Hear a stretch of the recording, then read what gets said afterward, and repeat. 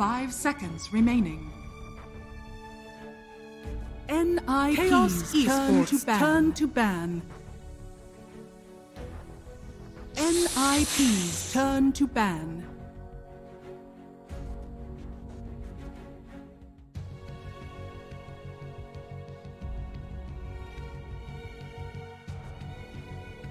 All right, it's bumper time. Time Dota. 10 seconds remaining. 5 seconds remaining.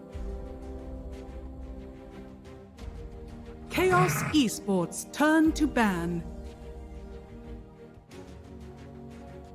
Dota fans, welcome back. Where's the Dota? Where's the Dota? There's the Dota. Ladies and gentlemen, welcome back. Dream League Season 13, the North American closed qualifiers. We're here in the playoffs. This is Chaos versus Ninjas in Pajamas. We've got another match going on simultaneously, Evil Geniuses and the Fighting Pandas. But here we've got Chaos and NIP ready to square off. This is all upper bracket. There is a lower bracket, so no one getting eliminated today. Our second series will be the winner of this one going up against the winner of Evil Geniuses and the Fighting Pandas. So welcome one and all. Zyori joined again by Sheep Sticked. Sheep, what's happening? Dota. Fans, Veno. Classic hero. Bar. NIP's turn Absolutely. One of my Lone Drew. yeah, one of my favorite days in terms of the qualifier setup, because this is when we get to see the cross group play. We've cast most of Chaos's games. We have not seen NIP yet, so I'm stoked to see how these two match up.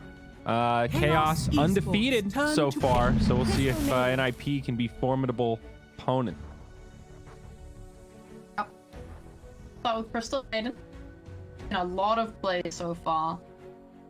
Changes to the extra magic resist, so forth have really helped her out. Doing good. Nice. 10 seconds remaining. She feels real good. Ababan too. 5 seconds remaining. 9% magic resistance for the team, Chaos and 18% for herself. Grimstroke. But of course, you need the points in aura to get there. Grimstroke, a great level 1 support. Glad to see the Grim Man is back.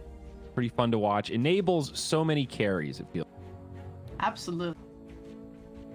Seen a variety of ways people are utilizing this. I think my favorite was definitely Grimstroke. 10 Puck, seconds obviously Puck's remaining. banned this game. Grimstroke Puck support duo was very terrifying. 5 seconds remaining. Qualifying games will be what Chaos. turn to pick. Sand King now. All right, another good laner for Chaos. Saw him picked up quite a bit in the group stage. Yep, I wonder what pair was Sanking. Probably see Grimstroke up with a carry, maybe Ina. Oh, go Sanking, something range that helps harass. Maybe a 10 Rubik, we've seen seconds remaining. quite a bit. The burst potential between them with 5 Strike and seconds Fade Ball remaining. has been scary. NIP Now Chaos Ninja. Esports. Razor. Well, perfect.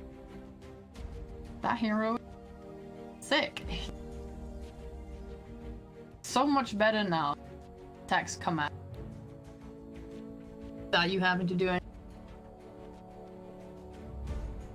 Nice as well because you can lanes. He's a nice boy. 10 seconds remaining. NIP's Yeah, turn to ban. I think it goes to show how close he was to being really, really good. It just took one significant buff, and now Razor is like, he's super fast. He's still an anti-carry, very good laner. Oh, when I say he's fast, I meant movement speed, but he also does play really fast. He works very nicely 10 seconds developing remaining. with ban Quap, which 5 is seconds fair. remaining. So, hero against Razor. She's also very high tempo mid. Quite a lot around the map. Chaos Esports Mobile, turn to and they will ban. ban leader as well. That's one of the heroes would have paired nicely with Sand Do not want to play against the lane. Her incredible attack range and damage output with her spells and stun is a little bit overwhelming. I do respect. Now, do they want Slark on the side of Chaos? I see that Bloodseeker ban. 10 That's exactly where seconds my brain remaining. goes now. We saw the counter pick yesterday.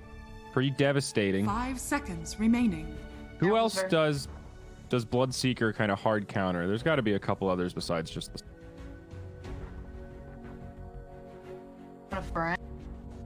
Though I really doubt that that's what Chaos are gunning for.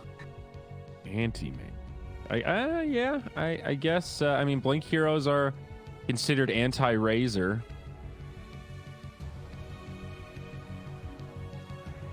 I would definitely. Chaos have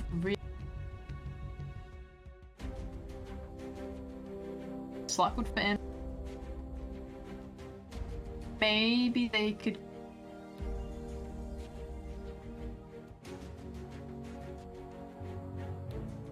So they can't take Ursa. That would be a bit rough. Yeah, Hotly contested this. I don't think you want to go for Ursa here. I think Crystal Maiden is also fairly anti-Ursa. She's got pretty low cooldowns, and you're going to spend a lot of time stuck inside of Frostbites and slowed down by Crystal Novas. Chaos You can't Esports stop all turn of to them. pick. Kind of annoying. And Purge Frost. Not the worst. Curses are yeah. generally okay. They're not getting hard locked. Get of those supports that can hex you. Lions, Shamans are horrible because you can't ult out. Yeah, no, you're definitely right. The others are a little more devastating, but I think 10 because of seconds that, remaining. it gives us sometimes like it's easy to underestimate Crystal Maiden as 5 dumpster seconds compared to them, remaining. but she's still a nuisance. So that's all I'm getting at. But Lifestealer is also a potential option I like quite a bit. Leshrac, another good aggressive hero. I like this trio for Chaos. It looks like they've got a plan, and that's a good thing to have in a draft. Yeah, for sure, they have a lot of damage on. Someone on Ninja gets caught out by a stun. You know they're probably going down. 10 And the Lesh can seconds be played remaining. mid or as. It's very nice. 5 seconds What they want to remaining. do is drop aggressive. A lot of flexibility. Now, ninjas are gonna want something with a bit more control. They want something, hold heroes down, so link them up, kill them. Something to keep them all close while main Chaos ults. Esports turn to pick. There's your control. It's not gonna be able to crowd control very well, but be able to steal someone away. Pull them out of position, pretty good against Lesh. None of these heroes are very good when getting mowed down by Batrider. Firefly 10 out. seconds remaining. So I do 5 like it. seconds remaining. Yep, I always love a good Bat Rider. And it definitely deters NIP some carries, although Slark isn't one of them. I think, ooh, okay, Weaver, another slippery bandit. Suppose Weaver is the Weaver's the one here, yeah? Yeah, I personally find Weaver one of those weird carries. He's so fragile that he 10 can just get seconds busted remaining. down quite quickly. Batrider plays his cards 5 right. seconds remaining. Snatches Weaver away, it's not going to be good for him. But on the other hand, he's incredibly mobile, and against a hero like Razor, you're not going to be able. You can't link him. You can't link him. Batrider's going to say run him down like these. Weaver's just going to run away. All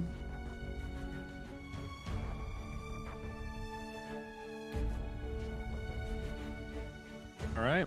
And also, you have to look at there are no stuns on Pyjamas right now. Suffers from stuns, you know. Your Rubiks and your Sand Kings and heroes are so good against Weaver because they allow you a way to properly catch them, and only stun so far. a real stun. Batrider Lasso, that's a big commitment to me. Wonder if they could go for like a Sven or something here. Try to round out their lack of stuns. Not sure if it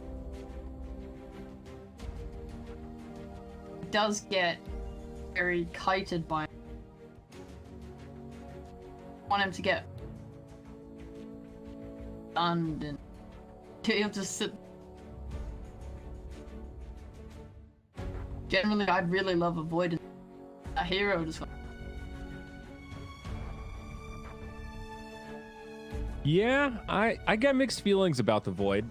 I definitely hear you. He feels a shadow of his former self. However, he's still Void. He's still really good at catching people. Razor Void are still a really good combo. Esports turn to battle. They'll take Centaur instead, so a support bat for sure. Centaur is really. Centaur is your man. When I saw Batrider and assumed he was a little bit okay because he's not got the highest HP. Centaur fixed all the 10 time. seconds remaining. He's gonna make it so they can chase Weaver. 5 seconds remaining. Pop that dust. Pop that Centaur ult. Run him down. Yeah, it's true. It gives you just a general team mechanic that can compete with the Weaver's speediness.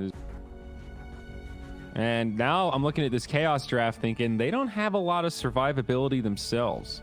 I mean, elusive heroes in the Sand King and the Weaver with the Grimstroke definitely lets them get away with a bit more potentially, but hey, good call. There's a ban on the Void from Chaos.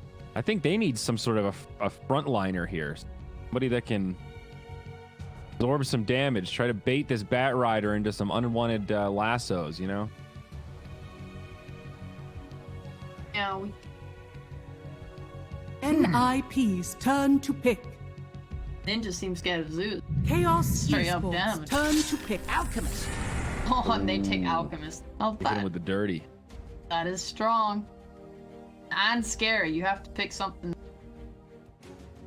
really brings your drop together here.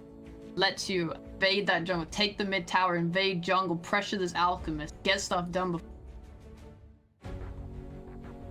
10 seconds remaining. 5 seconds remaining.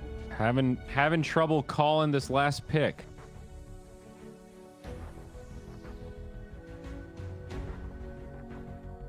I'm not sure if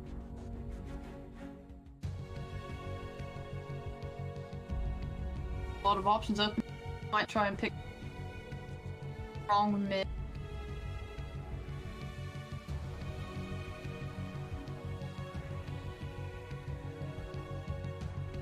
Cause say, man, Venom would be sick here, but he got banned in phase 1.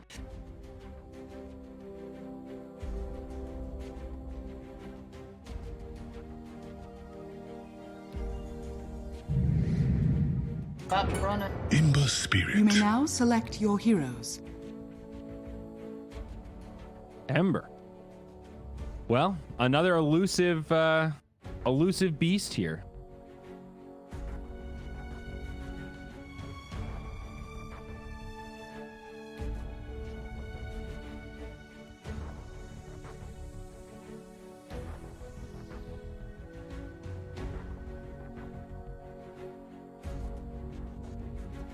Breaks that. Oh my, good question. Actions is I want to say no, but I don't know. that'd be kind of broken for him. Yeah, but this patch has definitely introduced more exceptions. I mean, I guess it's cured some, but more around that BKB stuff. I'm really not sure. Maybe we'll get to see this game. I kind of hope not. If not, this Ember was a really good pick. So which draft do you like here? Does NIP have this? You believe in the Alchemist? I do really.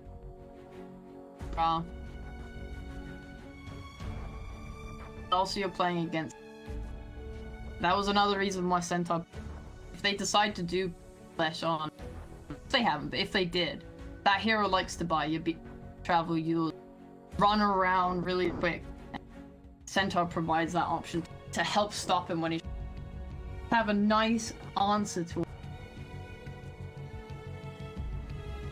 Alk really puts the timer on the. I haven't seen people deal with it properly. Comes so strong, he gets these satanics. How do you kill him? You just that damage ready. Now, I'm not sure Chaos can do. Yeah, I'm kind of with you there. From the games we covered in the group stage, it definitely the timer is advantageous, or the other team is that they otherwise might not have gone for. Sorry, I always have to get my little assistant set up there. And we're ready to rock and roll. So this is our first best of 3, been all 2-game series so far. And exciting to have an actual conclusion. Always feels like a bummer from a spectator point of view when it goes 1-1 in a 2-game. It's like, yeah, I get it. They're competitive. They tied. Cool. Best of 3s, you get an actual winner. We're going to know who the better team is at the end.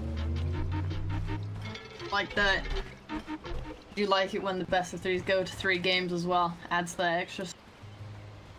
Yep. Oh, yeah. Cider. Huh?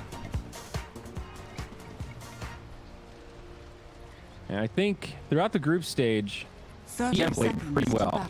We saw him play bad in a couple of games that were kind of memorable, but player I didn't know much about until he joined Chaos. I don't think I'm alone there. One to keep your eyes on. He's certainly got some skills.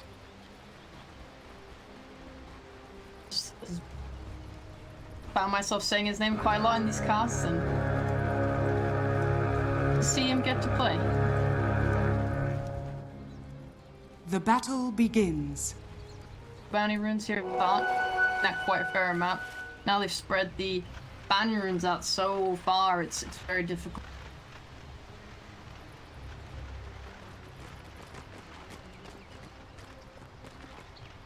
Yeah, definitely learned a lesson yesterday in the importance of having at least 1 outpost. I think having 2 doesn't really give you much, but damn the damage it does to the enemy, missing out on all that team experience. Very important to make your claim. And of course with the Alchemist NIP, certainly gonna be prioritizing some bounty runes. You should run. Gunna's already stole 24 attack damage from Quinn. He's just gonna happily.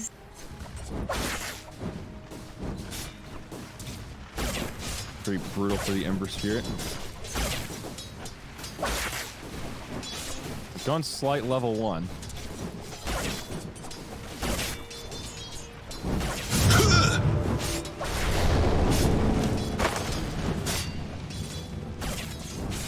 Pretty even, actually. Quinn doing a good job here, handling the slow start in the link. We got PPD Universe up top. CM Centaur. Definitely a great draft around this CM aura. She's good with most heroes, but these 4 really like having that extra mana regen. Enables them to either farm faster or put on a bit more pressure in these lanes. And not to mention the magic resistance. Centaur and Alchemist, who are already so difficult. On top of that, they just have extra. And Chaos have magic in bucket load. Yeah. The CM is effectively damper on this Ember. Arcane Aura.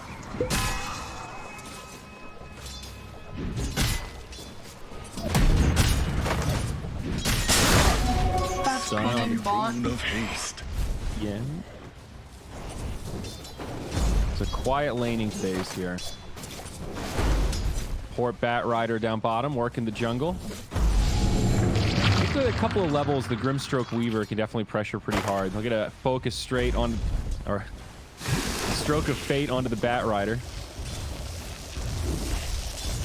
You have to be so careful when you are on these early. She's on a 12-second cooldown. He goes on Bat and gets even a tiny bit out of position. Bat is just gonna run him down. Yep. No Firefly yet. Did have 3 stacks of sticky. Both heroes with sticks on Chaos. So they can handle this okay, but they are not putting any pressure onto the Alchemist right now. Skeeter is in free farm heaven, 19 last hits. Exactly what you want on Alchemist. And that Grievel's greed paying off. Got his buckler too. Happy boy. No way! No. Wow, that was really happy. Fought as long as he felt. Yeah. I suppose that's true. You trade evenly now. You know Alchemist is going to run into the jungle. That's when you get some wards down, invade, and that's really when you slow him down. And Weaver definitely needs a little bit of experience and some farm himself to be able to do that. So no cause for panic yet, but no surprise to see Alchemist top of that net worth. Mid still pretty even. Favoring Actually, Quinn right now. Quinn is actually ahead. Good in this mid. Now Coming in my right. enemy He's ahead of Yeah, that's true. Losses.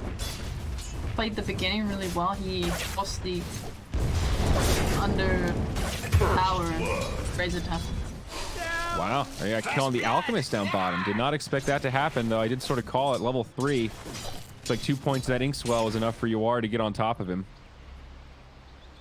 See a pause from Yawar as he takes a disconnect. Well, good stuff for Chaos. Mid tipping in favor of the Dire, and now they get the kill on the Alk. First blood on their Weaver. Really couldn't be too much better.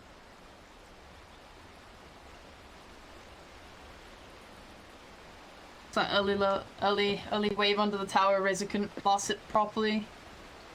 Quinn got some cheeky denies on the tower.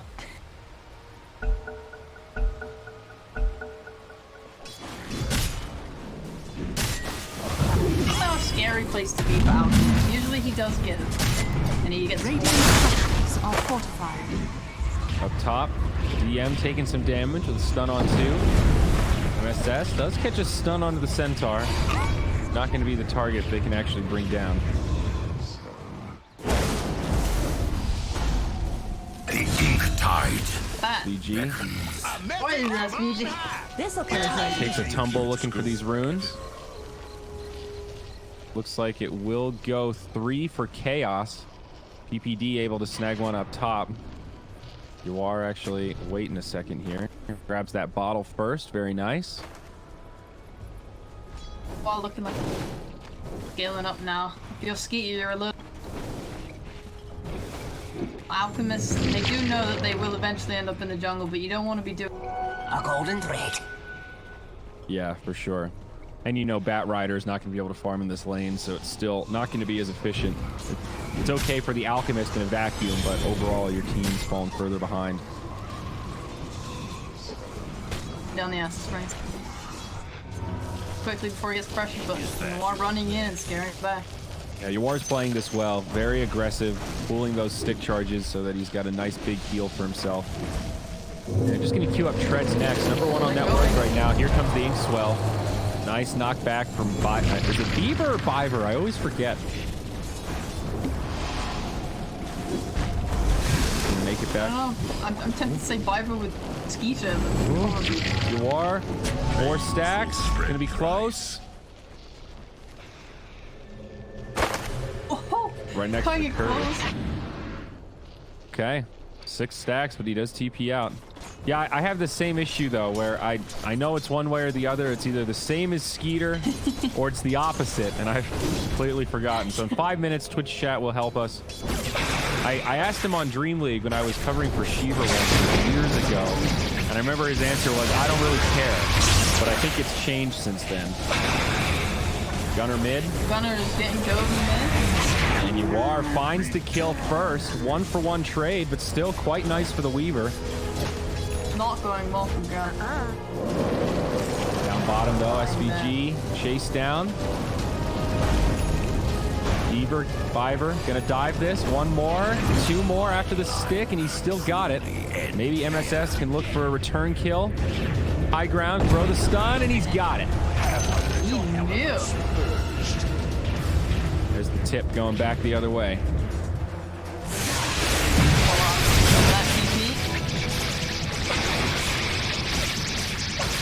Mid lane, Gunner on the respawn. Still a couple hundred gold behind the Ember Spirit. Big boots on the Ember, and now the treads out on Razor.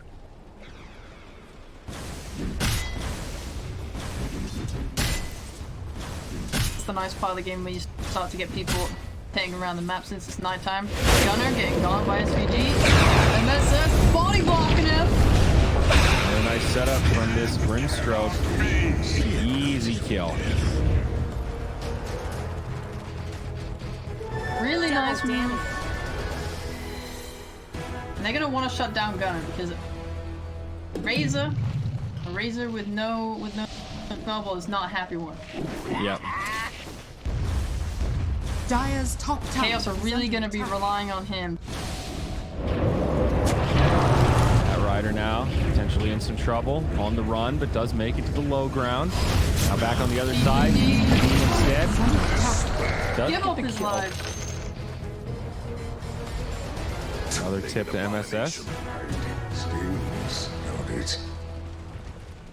Dire's structures are fortified. What has the fabled mango tree in his backpack, and that's sick for. I like that mango topper. Plant the tree. Put it down. In Axe's awards, you gotta be a little bit. Every 60 seconds, you get a mango and you get some vision. Yeah, that is pretty dope. Especially now that mangoes stack up. You're just pulling them in your bag, getting some regen. That is in danger. Yeah, but time lapse actually gonna live. A lot of pressure. Oh, MSS gonna run into him here. Whoa! Finds the fire trail, gonna chase him down. Now you No are. more firefly. I don't think there's gonna be a TP out now. Another one up for Yuar. This Weaver getting some great momentum.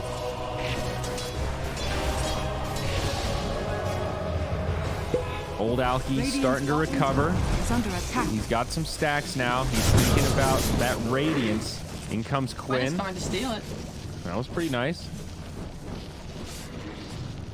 I don't know how many he actually got, but Radiant's bottom tower has fallen. Network lead. Although slightly, it is in chaos lead. Against an Alp. yeah. They didn't build. Quinn losing some damage here. Still finds a bounty. And that'll be 3 again going to Chaos. Chaos get both outposts. Not looking good. Flames will spread. Nice swing.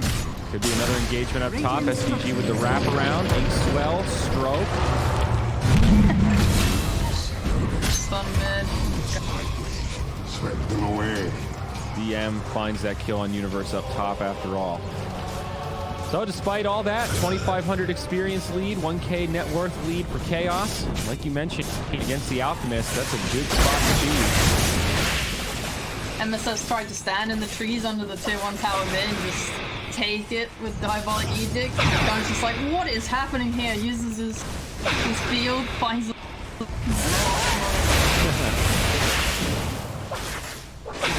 Very aggressive movements out of Chaos right now. Under attack. Trying to choke out the map a little bit so this Alchemist doesn't feel safe. I like where Quinn's farming right now.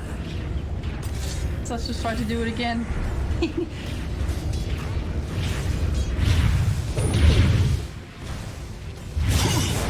Oh, Gunner. Tower's good. A good tower to take here. Doing a lot of heroes this area. Is under attack.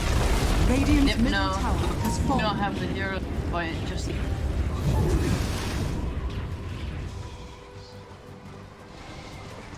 Universe with the hood, but still pretty far away from the Blink Dagger.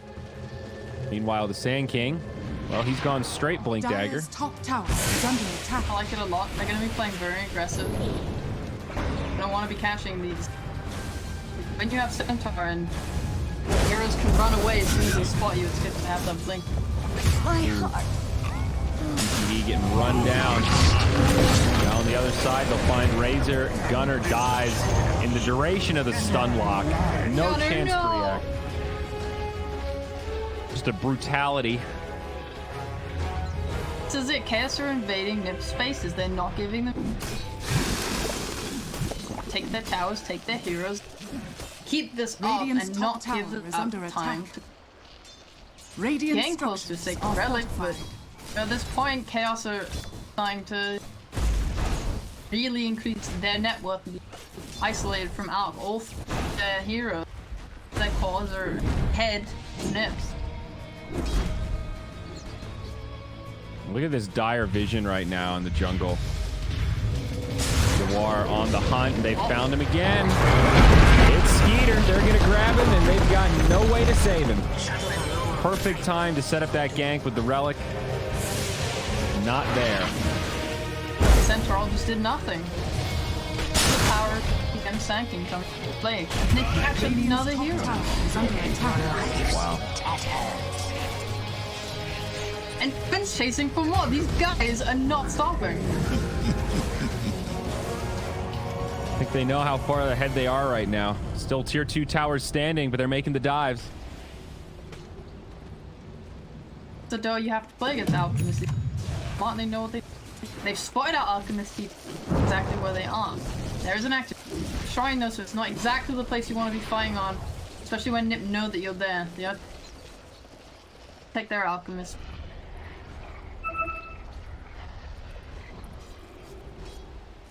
Radiant's bottom tower is under attack. Still not a massive net worth lead, but so much of it is sitting on the Alchemist for the Radiant. Gunner thinking about a Yule's, but still pretty far away. Mars ahead of the Alchemist. They're going on Gunner now. But I find him again. At least he's near the shrine. Alchemist nearby, but I don't know if these heals are going to be enough. They've got the damage. Ulti from PPD. That'll repel Chaos. Not enough. Radiant's bottom Didn't tower find is under value attack. to kill. Respectful from Chaos. They went onto that man's active shrine where the cores were farming and killed Gunner. Radiant's bottom tower has fallen. They're so far ahead, and this is really starting to look scary. Hopefully you'll be able to make a comeback when Alchemist gets his Radiance, but even then you're still lacking in HP on that hero. Yeah. Have a little humility. Yeah, definitely. That's the thing. Like, Radiance isn't really the fighting item on Alchemist. That's your farming item. That's your Battle Fury. You know, you're still... How much HP does he have? 1,300? That's not much. He's even gone for the phase boots. And just at the last second, Chaos managed to take the top outpost for the 15-minute tick, so that is no Radiant's top experience. tower is under attack. They are behind in net worth, they are behind in experience. This is Radiant's really top starting to tower look is bad. falling. They're gonna have to do something soon. Yeah, They want to bring from- this game back. From bad to worse here. They'll get another kill on the Bat Rider. He's an easy pick at this point. And now looking mid. They're They'll smoke up converging on again. the lane. They see Gunner. He'll make it back. Finally, the Blink Dagger comes out on Centaur.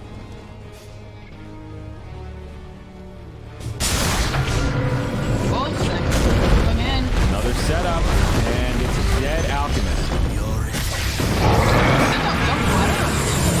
I don't think so either. Out comes the Soulbind. Plenty of follow-up. Bat Rider jumps confidently to the high ground. He gets knocked back down. Easy 2 kill. Now Gunner is slowed into oblivion. A quick 3-0. These aren't even team fights. This is just a slaughter. And they did get... There's no way Nip's gonna be able to fight when they're this far behind and one of their cores gets picked off instantly. Yeah, there's no S-scale anymore, but they're still stronger and it's a 4v5.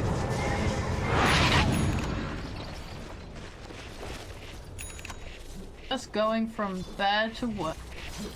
Yep. Is there a way they make a comeback here? Regeneration. Maybe if Alchemist can find some farm. There's always a way. High ground foot. It definitely feels like it's in the hands of Chaos to throw right now. With an Alchemist, it's always scary. I mean, high ground with Razor, Centaur, Bat Rider, all heroes that are pretty good at fighting these little choke points, but I mean, he's still struggling to get this Radiance. Oh, Skido with the jukes. He just broke some ankles. Chaos team with that one. They're gonna chase him. So he's not out in the clear yet. He does not have a TP scroll. So Look at that space. Space created. PvD is bombing the mid lane. Doesn't mean that bot lane is free. They saw a lot of heroes top chasing the angle, though they have smoked up and they are running, and they know that if Nip go for this bot bomb right now, they're gonna catch a hero. and they found one. It's Universe mid. Another easy kill. Is under attack. They just deleted it. That was excellent map. Chaos top the bots because they could, knowing that Nip's gonna feel a little bit confident about farm now that outside that space. I like this. The well right now. Control the map. Saying you can't farm outside of your base. You need to sit on your high ground. Yeah. No, it's great to see a team push their advantage like this. They know they're ahead. They're not going to give them any breathing room. They're going to keep the pressure on. Sometimes it's easy to rest on your laurels when you know you've got a lead like this, and they're doing the opposite, playing it exactly right. Take a look at the inventories here, and still not much completed on the Radiant. That Blink Dagger on Centaur is like their big prize gem right now. Alk finally gets the Radiance. Aggressive with this. 1830. Okay, a kill on Grimstroke. That's a step in the right direction. Now they'll have to use the Stampede defensively to make it out. Now it does get the losses long. Universe looking like a maiden with how quickly he just took damage. Yeah, he's an ult from TPD, but it's just too little right now. No follow-up damage. Nice root on two. It's a dead Alk, and soon Gunner, I think, going to be going down. No, maybe not. MSS pays with his life. Weaver comes in, sets it up for Quinn to finish him off with one more slight. Kind of a sloppy fight for Chaos, but still far in their advantage, and end of the day, they kill this Alchemist. Quinn was so confident in his team's ability to take those heroes down, he just TP'd out straight in the middle of the team fight. Replenish that mana, came back in. Time to finish off. Smoking now on the Centaur and back, gonna move out. Radiant's middle tower is under attack. Oh, could die. That position here, but it looks like he's gonna find them instead. Be okay for now.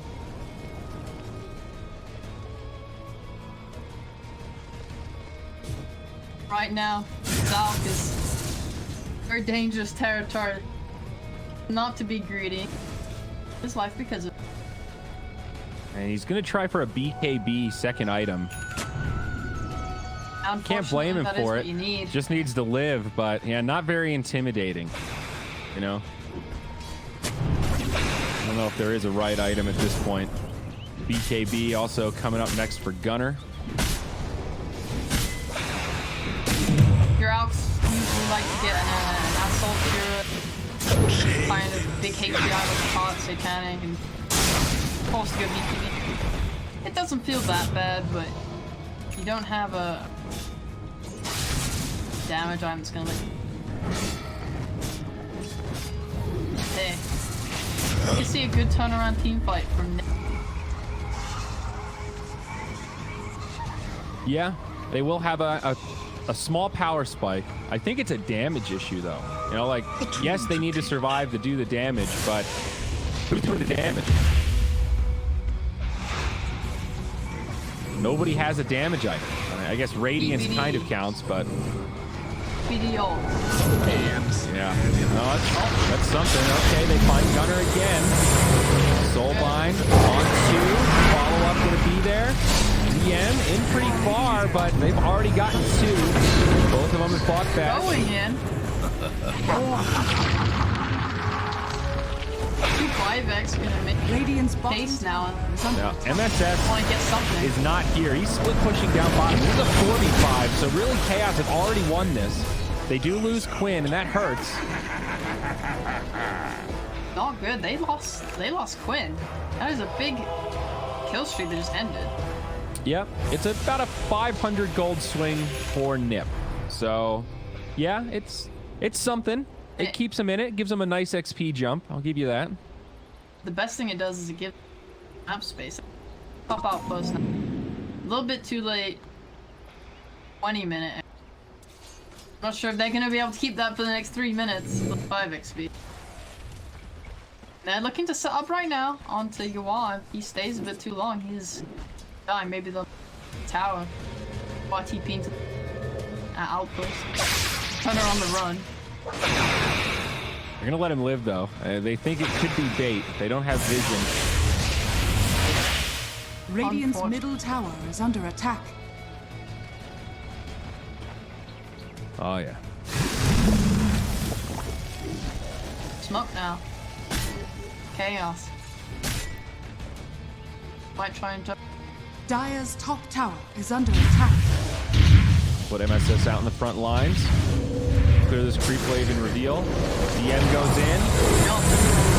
Swell helping him out. Soulbind in the back. It's a good setup. Now can they finish off the kills? Gunner comes in to try to put some damage onto MSS. They get the Bat Rider first. PPD heads to the shrine. They turn onto MSS. Quinn forced to jump away. Backside of the fight. They do kill the Alchemist. So still not good for NIP. They're going to continue to chase, but now Gunner looks overextended. He'll get stunned up, surrounded by 4. He'll fall. PPD looking for a spot in the trees. It's a nice idea. Unfortunately, doesn't yield much, and the fight will end a 1 for 4.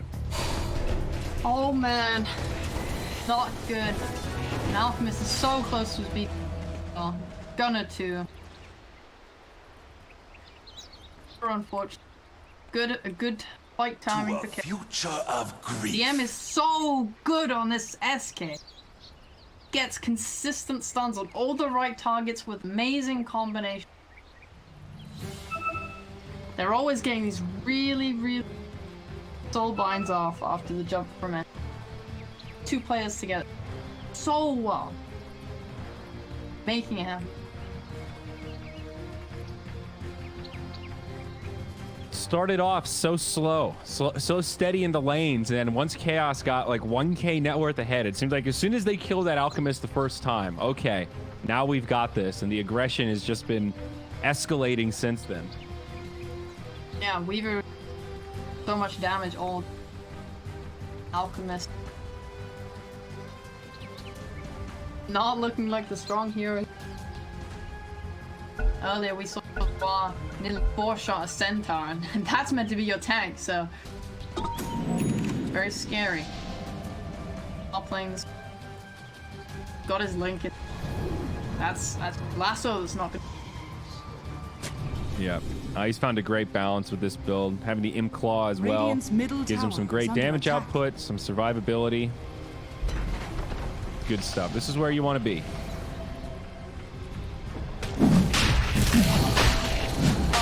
Young one's really benefit. Start you fighting with Maelstrom. Now you get a dragon scale on top of it. Doing all this extra damage. Very nice for that hero.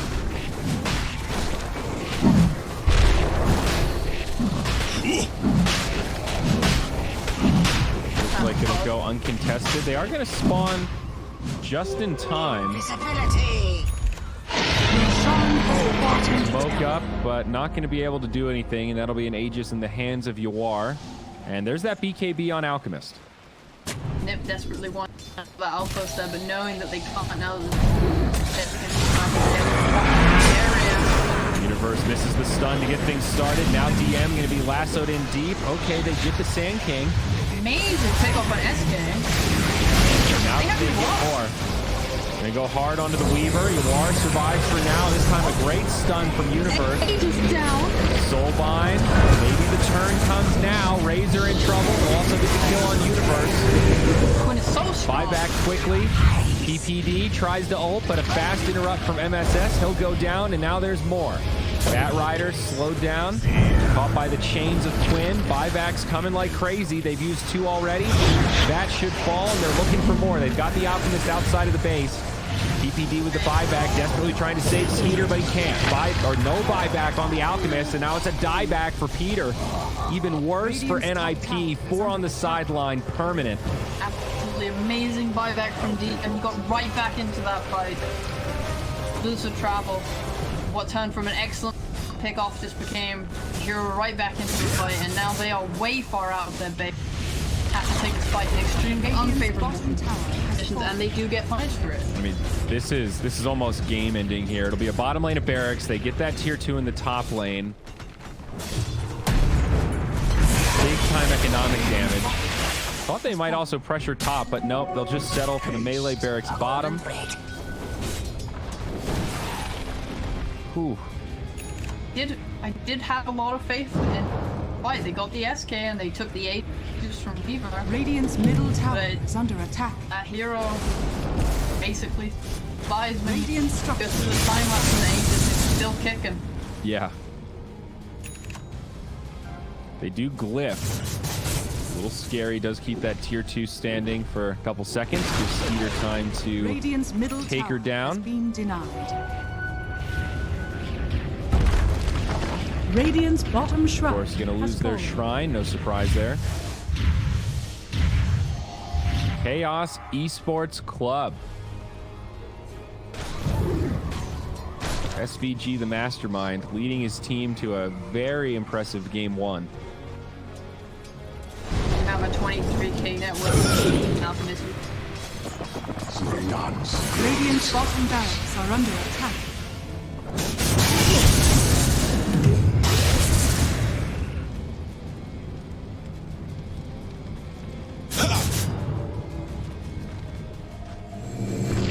Point, there's no external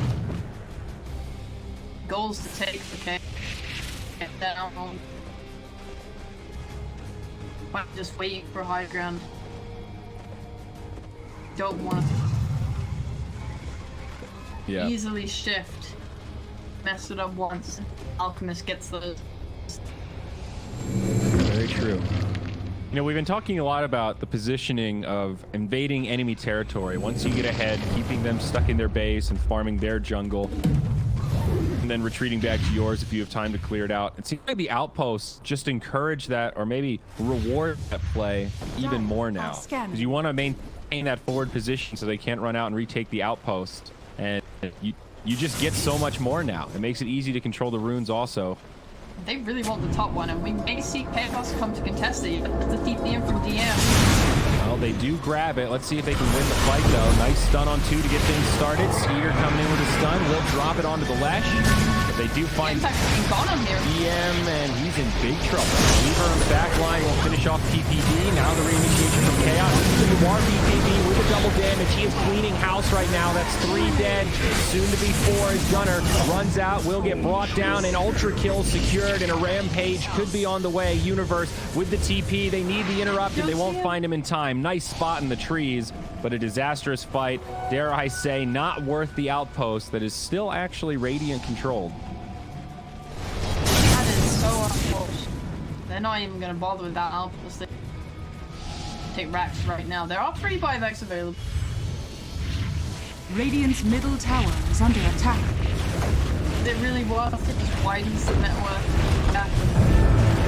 No, they're gonna have to make a tough call because they don't have glyph. They used it to stop that tier 2 push, and they will use some. They're going to be back fast enough that Chaos don't want to risk it. But big items coming out here. The Aghanims on that Ember Radiant's Spirit. top shrine is under attack. We were actually not far away from an MKB. Oh, Nipper actually teamed. South. Watch it sitting on it. Okay, a little battle going to break out. Skeeter joins the party. Now they're in a really unfavorable position. Quinn can move fast, get to the party, but on the other side they kill SVG. Nip all grouped up right now, working out pretty well for them. Quinn on the way back in, searing chains. Alchemist queuing up a stun. There's that BKB on Yuar. Lasso. They might be able to get him. No, time lapse. He's there. Follow-up damage on the Gunner. He'll be the next one to get low. PPD in the tree line. He's dead. No buyback for PPD. Nip cannot afford to get wiped here. MSS getting low, but so is Gunner. He's on the run, and it's DM with a beautiful ultimate. The epicenter brings down 2 more. Alf does have the buyback, but now Beaver in trouble. He's going to fall, and we should be close to GG territory here. Chaos just decimating at 30 minutes. Radiant's middle barracks are under attack. Look good at first. The M was dead. He had died, but he had that death on Buyback. Big time damage in onto this Centaur. Universe punished hard. The Soulbind now jumps to the Bat Rider. They're going to bring down Skeeter. Bring down Fever. That's going to be a GG. Game 1 goes the way of Chaos. Commanding victory. Still maintaining their streak undefeated in this entire NA qualifier so far. What a strong showing that was, because they played that lineup. We know from the beginning how aggressive the Grimstalker Sand King was to be, and they just kept it going with that lineup. Lesh and Weaver are such strong heroes. The Ember tied it up all nicely together, allowing them to just run and go and take what.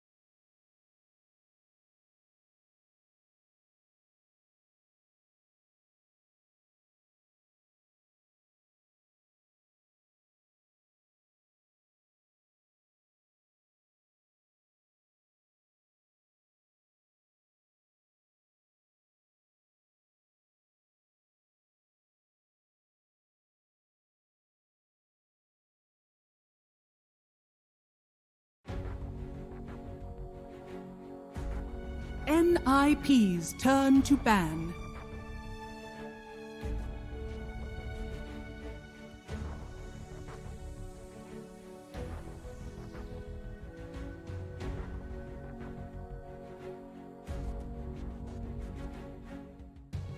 Chaos Esports turn to ban.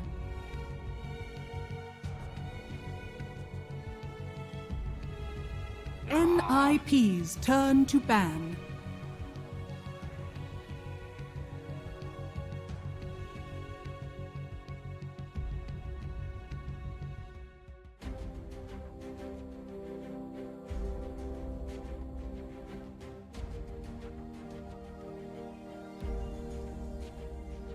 Welcome back, ladies and gentlemen. 10 Game number seconds 2, remaining. NIP versus Chaos Chaos Esports Esports turn to Club, ban. ready to get underway. This is upper bracket, no NIP elimination. turn Winner to of this ban. going up to the upper bracket finals, and they will be one series away. Very exciting stuff. Big prizes on the line, but a little bit of a safety net. NIP struggled in game 1. Game 2, Chaos are here, ready to dominate once again. We'll see if they can do it. I'm Zyori, joined again by Sheepstick. Sheep, what's the good word? Game 2. 10 seconds. Howdy, remaining. howdy. 5 seconds remaining. How the drafts change. First one. Chaos Esports turn to ban. They sure did. They knew how to shut down the Alchemist. They picked nice, aggressive NIP's heroes. turn to pick. And sometimes I feel like we get a little caught up, and by we, I mean the royal we of casters, pushing heroes against Alchemists. You got to take objectives. You got to shut them down. And that was a good example of you just need good, aggressive heroes in general. You know, heroes that can fight, and it's easy to take objectives once you've killed heroes, even if you don't have a 10 traditionally, seconds quote, remaining. good pushing lineup. And that was just a nice little read there from 5 Chaos that all they had seconds to do was dominate the lanes to shut him down.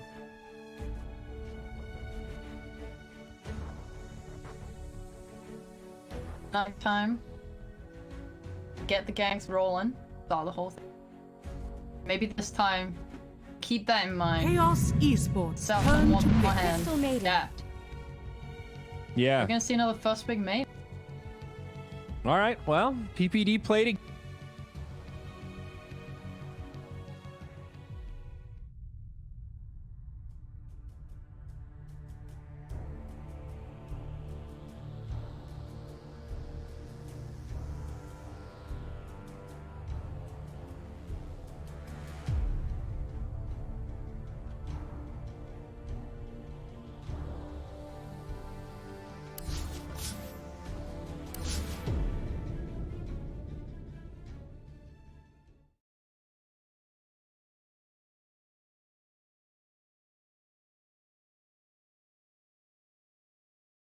NIP's turn to pick.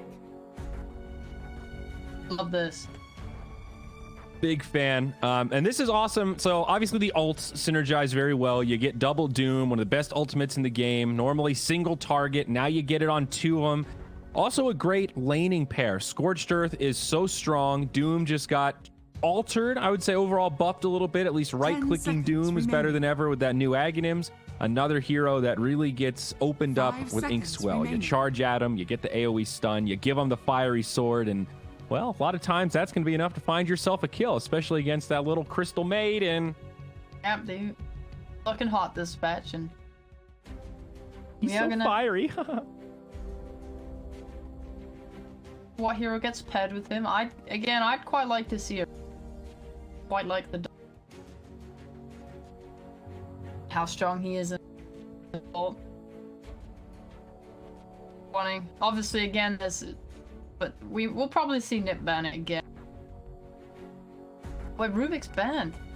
That's actually a good shot from them to get out early. NIP's turn to Yeah, They're all- Rubik's Sand King. And there's the Lena. So I'm going to grab the sisters to open this one. Match up leaner themselves instead of banning it. I respect that. There are traditional pro heroes got through both these teams. But 10 seconds Yeah. remaining. It's kind of strange. You're right. I like the idea of grabbing Lena, though. Final She could be a seconds. support or a turn to core. ban. core Lina, great lane dominator, give him some of that early momentum, and a support that can kill and really benefit from that CM aura. Night Stalker, definitely a good ban. I could see him just running down these two squishies, especially if this is your support combo right here. Scary support combo to have. Chaos Esports turn to Tank heroes. ban. I love the Wraith ban, don't want that hero. Since the ult is simply effective. Yeah. Very nice hero. First done. Yeah.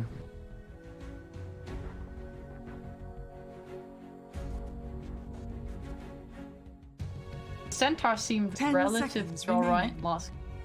So they lost. You get some very clutch. 5 seconds remaining. You don't have SK this catch.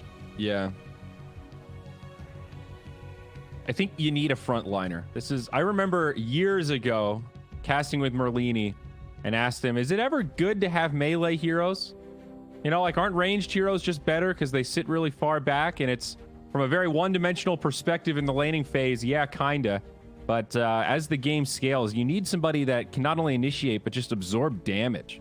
You know, somebody that can be that target and kind of bait the fights out a little bit and not just get comboed down in the duration of one stun. The meta has definitely changed for that to be a pretty key aspect, I think. So I agree. I think the Centaur was a step in the right direction. Tanky heroes. No one has been picking Dragon Knight. That is a good point. Hero is, you know, he's the beefiest boy around. He goes mid, he can't die, and I think he's pretty dope right now. I would have thought that that's a hero that would be more appealing with the jungle changes. Now you get all those extra items. yeah, there is. Guess there's a fright that your enemy might then take Timbers. That hero has been popping up. Yeah. Chaos Esports turn But to I don't pick. know. If they wanted to play quick, he can definitely lane against Lina mid if they're concerned about that. I don't know. I haven't seen any Dragon Knight, but I want to say that he's in an okay place, especially now that he's got an Aghanims. That's still a pretty new addition for him, all things considered. I feel like that hero has been kind of undertouched since 10 so many new seconds tools have been remaining. added to the game. 5 seconds Heck. remaining. It's like it's. We'll see what happens here. I'll be pretty excited to see it, but we are in playoffs, so team's probably gonna stick to. They know. They are up one game, though. I mean, come on. It's Dragon Knight. What do you mean heroes that they know? He's got Heroes like two that they spells. know are good. I don't know if this Dragon Knight's gonna have game impact. Well, NIP's turn to with pick. Grimstroke, double Dragon Tail's not awful, but here's your boy, Tusk is. Tusk. I like Tusk against the cells and getting on top of squishy heroes. I mean, Tusk is gonna snowball on top of you, Crystal Maiden, lock her in with ice shards, and tag team with his friend, and then what do? You are dead. Goes for both of these heroes. They are supports. They are going seconds to be remaining. dying a lot this game, especially with Inkswell and Grimstroke. 5 seconds remaining. Deadly combination. I love it too. Two really good aggressive heroes that have good initiation tools made even better by Grimstroke. I'm already nervous for NIP here. Chaos Esports turn Pick to some beef, boys. And there it is. There's the Centaur. Okay. I like this Centaur's too. From shorter to taller. They're also making some artwork here out of their...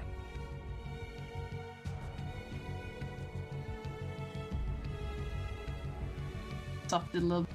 NIP's turn to pick. Morphling. And they're just gonna go Morphling. Okay. I'm a lit. Have a lot of burst available. Lina and Centaur are capable of very big amounts of Yeah.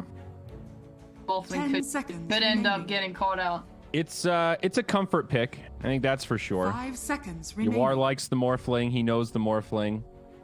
In terms of morph Chaos targets, Esports turn yeah, to ban. nothing's jumping out at me. The Naga Siren, so we've seen her banned a lot in the group stage matches that we covered. I don't think we actually got to see her played in any of the games that we cast, so I'm pretty sure she was played in Group B that Grant was covering. And of course, NIP were in that group. So assume the 10 one seconds here on the remaining. Naga. Really not sure where she stands right now. 5 Still a seconds pretty remaining. obnoxious carry. Quite amazing here. The amount of farm you can, good Naga siren, cut way, multiple, really make it a living out, especially when you don't have a lot of good clear advice as well. It's gonna be a good pick that she can NIP's turn get a to song ban. off, protect her teammate.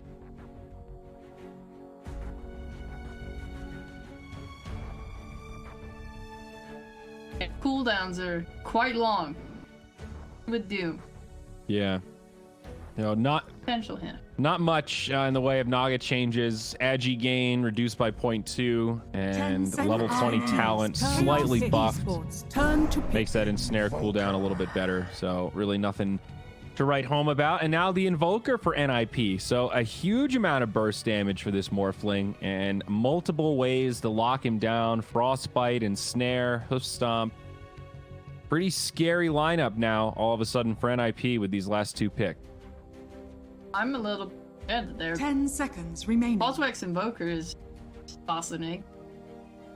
5 This seconds is a chaos remaining. last pick. They potentially pull. Yeah, again, they can just go very hard. And what are they gonna? Naga needs a farm. She is not gonna be. In fact, a lot of Naga sirens like to go this Choose build. your hero. They get their Riptide, but they don't go yet, and they don't. This just leaves them as a hero that just farm and needs a little space. And when you have that hero against Chaos, who just demonstrated last game that they are incredibly aggressive and they're very good at implementing that kind of strategy, you just gotta be a little bit. Yeah, and Morphling, we've talked about him being kind of a slow hero, especially at level 1, right? That's where he's weak. That's when you can really pick on, or I shouldn't say level 1, the early levels pre-6, but you can itemize him to get involved early on. You don't have to play this Lincolns first. I'm not going to do anything till I get my Lincolns. You can go tread a couple of, what are they called? Wraith bands, that's it, right? Some drums, items like this, and you can just start fighting early on, especially if your team's got some momentum. Alongside a Grimstroke, you've got all these heroes to kind of set up for you. I think Yawar might go for a nice early aggression build and really dig in the knife early like we saw in game 1. I'm with you here. I'm a little bit nervous. Also, depending on how team. I Sure. believe we watched a Morphling game qualifiers who did go that Lincoln's build, but he still did insane amounts of damage. He had a moment. Farmed up his lane, farmed up the jungle. Team were already rolled. He just turned up extreme amounts of physical damage with those. Didn't you see me waving? No doubt about that. And the Invoker, I still don't know how to feel about him. All the games that we've seen, the Invoker has been able to get off to a really good start, find some Sunstrike kills. Not seeing the Midas, I guess. He has gone Quas level 1, so not going to see that early Exort. Chaos. Last game we saw Gunner on. I think that's quite unfavorable for Ember, and yet came out ahead on the lane. And Invoker able to tornado off.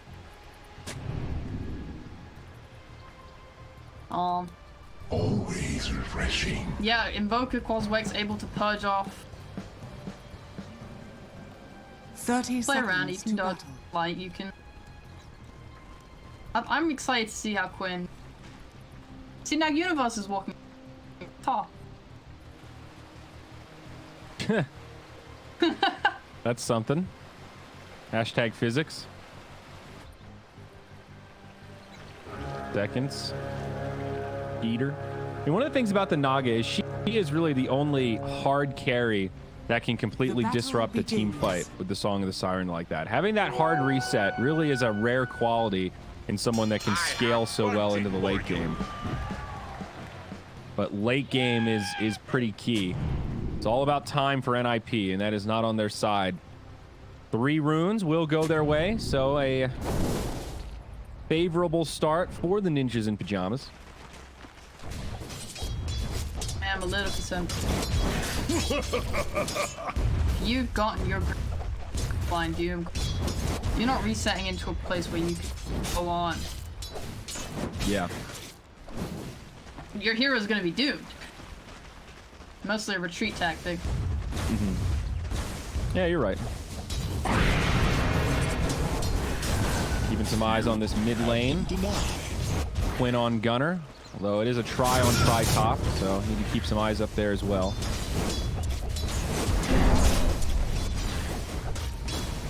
It's a nice kind of rough dog if she isn't prey on the... Yeah, he is a low armor hero, though. He did go for the double ring of protection. Seen this pretty commonly, especially out of DM. That helps mitigate some of that Naga effectiveness. She's got a lot of EHP early on, too. 7 armor hero, level 1. Probably be able to... Doesn't matter how the lane is on everything. Nice to be left alone. Oh, almost surprised we haven't seen any kills up top, and well, SVG gets stunned up, makes it back under the tower. So far, Lina and CM off to a pretty good start.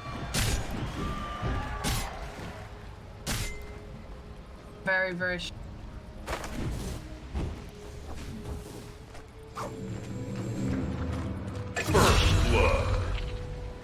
Whoa, first blood comes mid. Well, sorry about that one, folks. Gunner snags it onto Quinn. Gunner! It's like a cold snap tornado combo. I was interested in how Quinn's gonna run this lane, but Gunner showing off already. Courier snipe up top from PPD, and now a stun onto SVG. Follow-ups there. This could be a kill. They've got it. Universe. Now MSS on the run. Those only have tag team. They'll clip him with another stun. NIP with the double. 3-0 as they've broken 2 of these lanes wide open. Augers. Got some nipple looking good. They can keep up. Wall gonna be incredibly weak.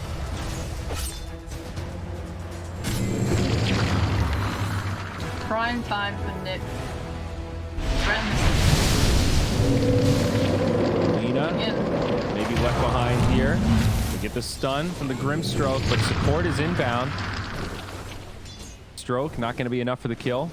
PPD actually taking a lot of damage from these neutrals. We'll be okay. And this bottom lane has been pretty quiet, and as predicted, Skeeter just fine, farming evenly with the Doom. Not much DM can do to stop him. Gunner immediate losses.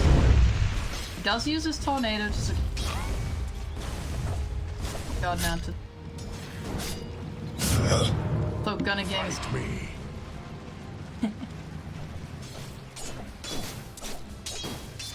MSS has started rotating.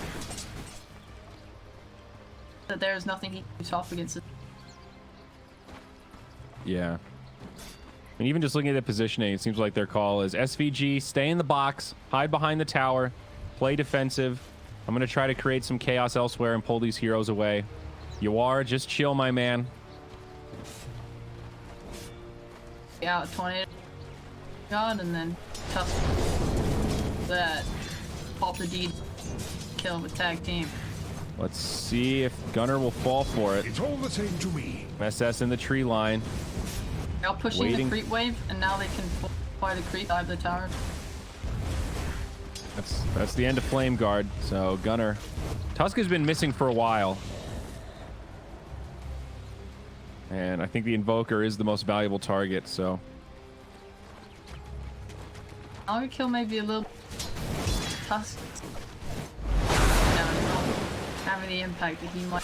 he's going to grab a rune though. Chaos looking to grab 3. The GM can grab it, and he does. Not going to be 3 runes, but we'll at least go even.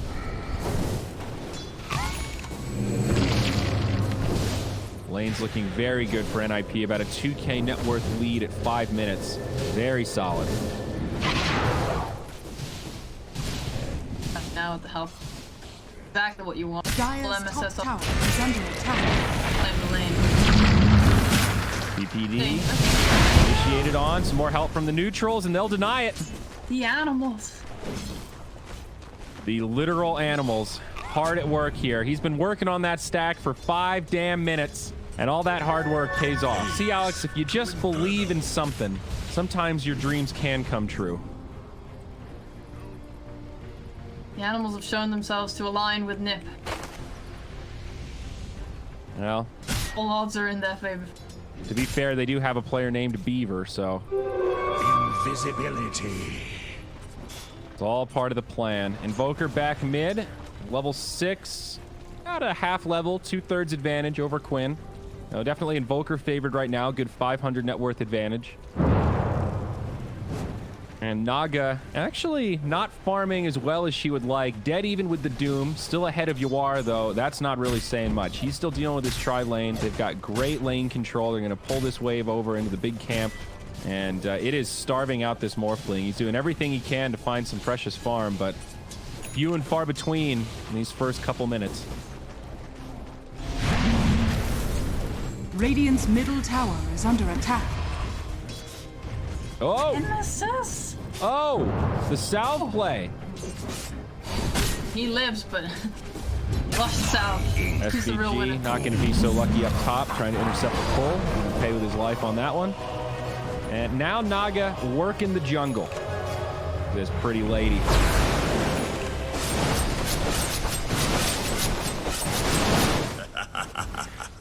Nice, Nipadu. It's not gonna feel pressure. Dire's top tower The is under attack. DM has smoked into jungle with SVG and wrapping around right now onto Gunner. Graceful in, and he's so quick on the fingers. Sentry goes down, but too late. Dire's top tower is under attack. Wow. Dire's structures are Okay. fortified. Couldn't get the Gunner Doom on. gone. Radiant's middle tower is under attack. Tank attempt thwarted. Still looking to move into enemy territory. He's interrupt this Naga who's farming. Things as hard as you But can. they do lose their tower up top, so this lane completely sacrificed to Universe. He is way ahead. Number 1 on net worth by a big margin. 51 and 17 with 3 kills. He's going to have a 10-minute blink dagger at this rate. Quinn trying to repel. Big creep wave here. 4 range creeps potentially for this Ember. Be a little careful though. Still has the Flame Guard, and he will jump back after getting most of the creep wave. Bullied by the Centaur. Incredible start for NIP, especially after how rough game 1 looked. Much different take here. PPD in the bottom lane. Inkswell gonna make that an easy one. See you later.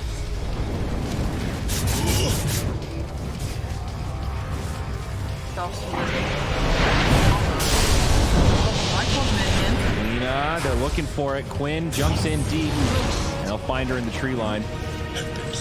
I like what DM's doing on the map right now. He keeps going to this mid lane. He wants to make fights happen. He wants to use this dude. Walk comes out. Needs some more detection. Where is it? The dust is there. Nice tornado. Doom finally deployed. This is a guaranteed kill on Gunner. More TPs coming. They'll lose MSF. Universe in the back line. But not looking so good for Nip. These cleanup kills just not coming as Quinn looks for a spot in the trees, maybe trying to have a go on PPD. No fiery bolas yet.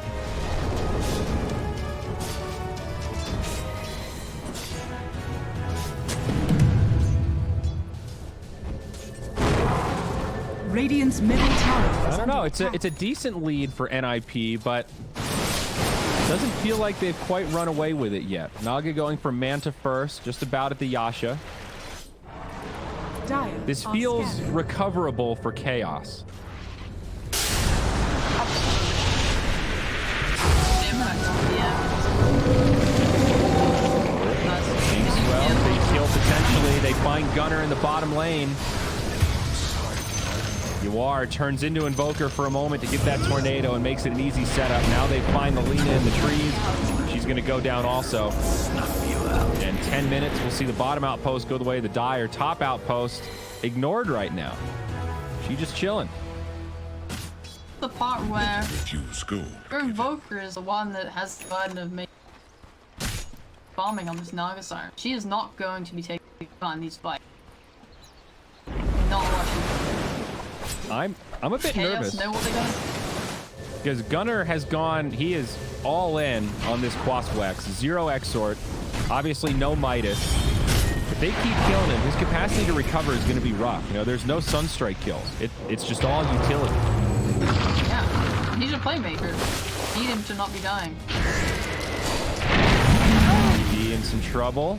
Radiant BG finds that kill. Now Gunnar on his way in. This is a level 6 Tusk. Snowball. Doom on the way. No ulti, but Gunnar, again, he's in big trouble here. Gunnar running! Good turn from Universe, but it's Quinn with the cleanup. Double damage rune also on. They got to get away from this Ember.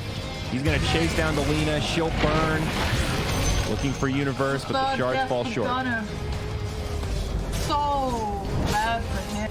Dying as much he is not getting Radiant's middle anything. is under I mean, he attack. just died 3 times in a row. He went from a pretty good start in that mid lane, picking up kills on MSS, to first class ticket on the feed train, man. He has 1 charge per turn now. Radiant's middle tower has May fallen. be able to help him get a kill. Run with this team. Universe has Blink Dagger. This is the time for them to start using this Zion timings to get pickoffs of their own. And what has Morphling been doing this time? Morphling getting this space created for him by his team. Running around and killing Invoker. You are with the Morbid Mask now. A couple of those Wraith bands. There's the treads. So he's on the road to recovery. Right now, the Ips cores are top of the net. Naga is farming. She Yep. doing good. And if Gunnar is dying, ideally you'd be winning these fights, but he is getting space. Naga is pressure for 5 minutes.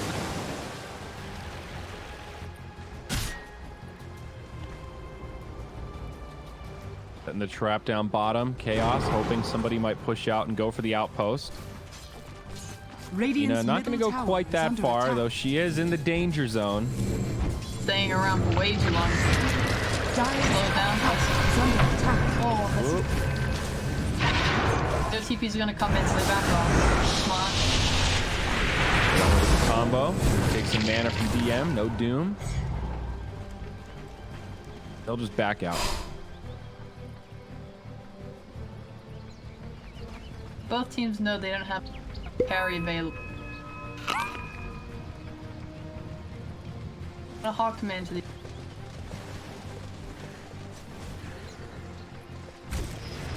Naga is farming well, but so is Universe. See how well that translates on the Centaur.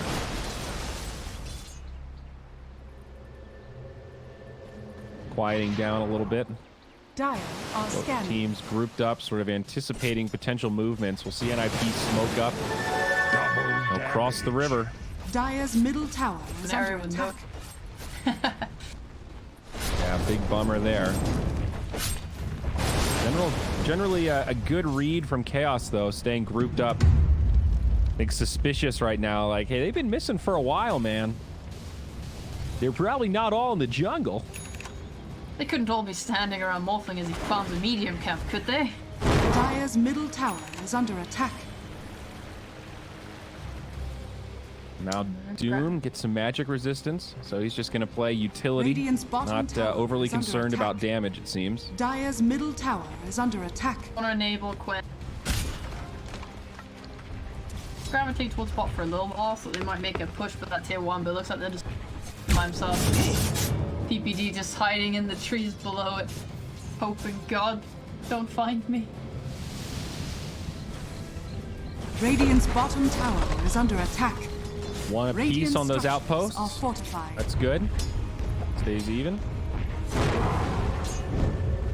Got TP and Gunner in. Drop down.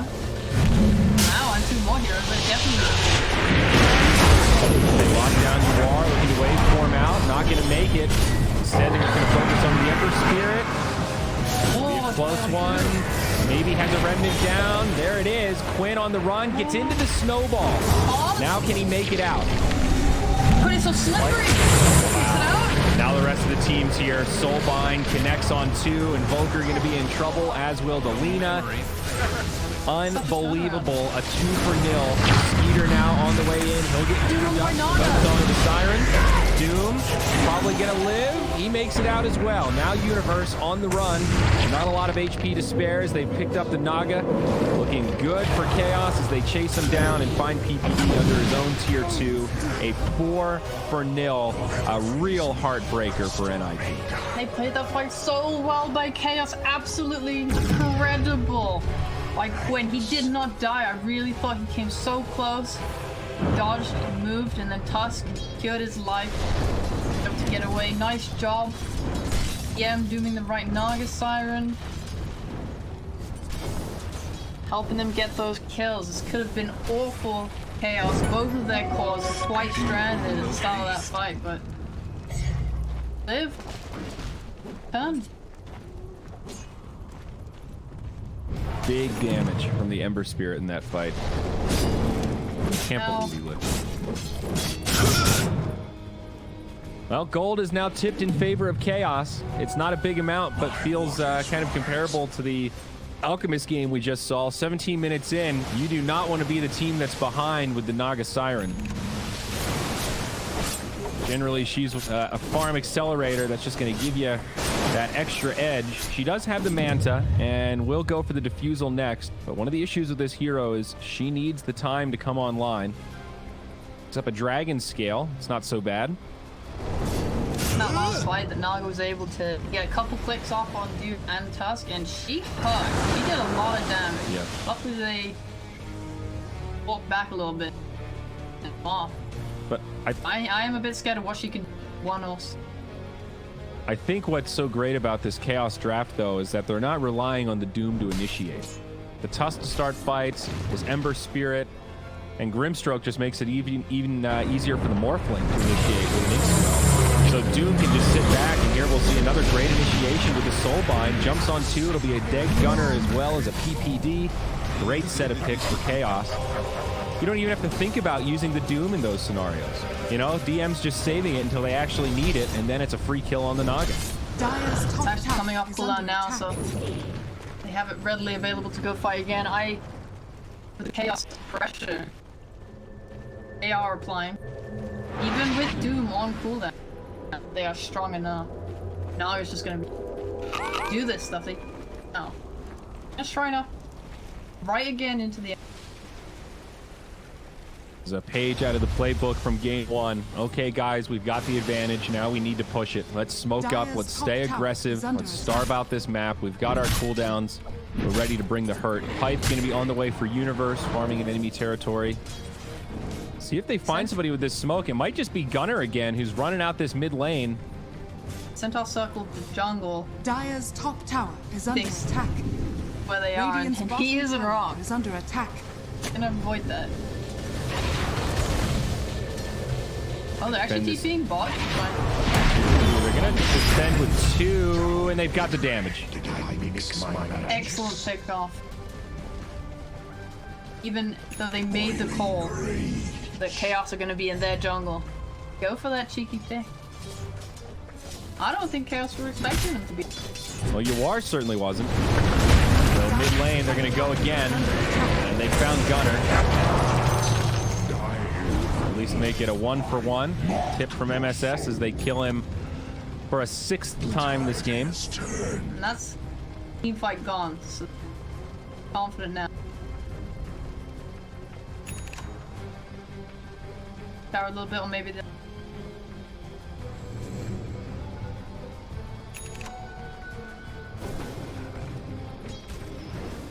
So many mangoes on this cliff right now. Never refuse good. Jungle. Give it. Got it. Mango Central. I love it. Mango season's This'll come in coming. handy. Ice Frog's favorite fruit. Afternoon restorative. Dire are scanning. And 3 runes for Chaos. Money all day. The outposts are staying 1-1. Oh boy. Yeah. Nice little bit for both teams. I am excited to see what happens next. Up, we have Soulbind up. Chaos can make... Morphling has a man. Now they're strong. Don't want to throw into a Naga ult. Well, NIP are thinking about moves of their own. They're also smoked up. Walking around their own jungle right now and not going to find anything. Both Dota has teams... gone Vessel. Doesn't make charges, so Nipper really going to want to get a awesome kill, Dire's so top tower is under Yeah. attack. can actually use that item. Definitely the right idea, though. And if Chaos makes some missteps, it does potentially allow them to punish in future fights. I like it here. Vampire Fangs for the Morphling. That is a great item. BKB and then right into the shotgun. Load them up, you are. Fight with that BK.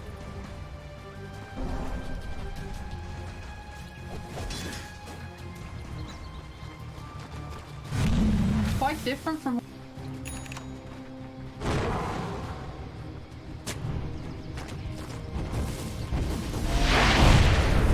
On this moment, here we go.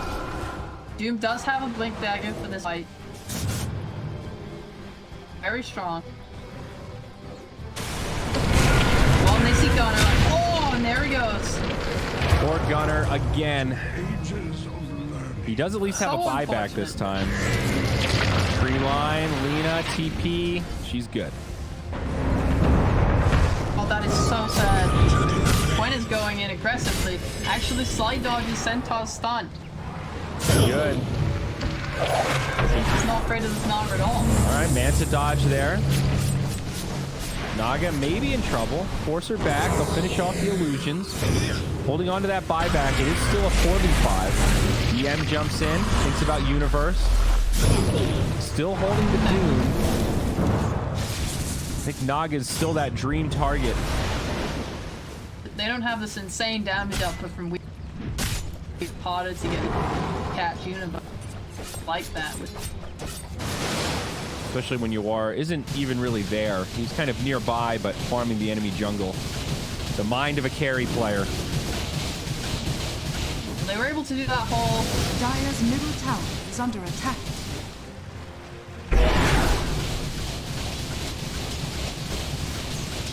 It's nice not to waste that kind of spell because it just makes Nip a little bit more scared to engage. Yeah. Bring him in. Oh, SVG. He's going to get caught at the same time, but they don't have detection. The Glimmer Cape keeps him safe. Now Yawar's here, jumps in onto Universe. That forces a stampede on the run. Gunner goes one way, Universe the other, and now they'll look for TPs to make it out. Shards falls short. And on the other side, they get Quinn as he dies behind the tower. Lena gonna live thanks to the Song of the Siren. Now maybe to set up the other way. They do have a Doom available. Gunner now caught by the Soulbind. They kill Doom. DM doesn't get off the ulti. This is the fight of the Radiant we're waiting for. Naga doing big damage. They get Yawar. Gunner still going to survive as they'll finish off MSS and 4 of Chaos in the grave. Oh, and the Get that interrupt on Grim. That's a clean sweep. Ultra kill for Skeeter. And all of a sudden, the Naga has arrived. Oh, my. Done it. Bombed her items. I thought Chaos would be a lot more aggressive this game than they have been. Ida has reformed, and here he is. Real scary now. Brought it back. Dire's middle tower. Seems for Chaos, it's all about the initiation. They need to find this catch, find a way to use the Doom. And that really scattered fight just worked against them. They couldn't find any of the kills that they started on, and they ended up diving too deep. Now Quinn going to be rooted up in the mid lane. Does have a Remnant down. Nice slight, and he'll be okay. Looking for someone else. They find PPD. That's DM with the War Stomp. Trapped in. They're scared, though. They don't know who's waiting on that high ground. They think it's bait. They're gonna let this free kill Completely go. abandoned. Wow. Nip were definitely expecting the aggressive play, and Chaos thought that they would react to it, and they just didn't. Their reaction was, sorry, Peter. Good on you, bud. See? PPD's gonna remember that one. Yeah. Well, Naga actually bought Shadowblade, and that is something I did not see often. So Diffusal Manta first, that part's pretty standard. Usually at this point, I think Heart Butterfly. Go for the raw HP, then get the evasion, and you're good to go. I wonder why Shadowblade. Is there any break here with the Silver Edge? No. So purely a positioning tool. I think Shadowblade, as someone explained to me once that Shadowblade's exception of instant go. Naga can Shadowblade and find Morphling, break the link in there into Hex, as Hex is an no item, and he's dead. And there's not a lot of time for you to react to that. So Dire's top tower. So similar is under logic attack. to like Dragonite versus Puck. It gives you a way to just jump on him with Dragon Tail before he can react, kind of thing. yeah, that blink is a little bit reactable, Yeah. especially since you have to link, then Ensnare, then Hex. It's a bit too much time. A good way to frame it. Curious how well it'll work out. I guess it is good that you can upgrade it to Silver Edge for some additional stats later on, but I think of Naga as a hero that just inherently has slot issues, and wasting a slot on an item like Shadowblade feels... Is risky the right word? Looking for Quinn. They won't find him. Dodges that. Back him up. We do have an active shrine, so probably not going to stick around on this.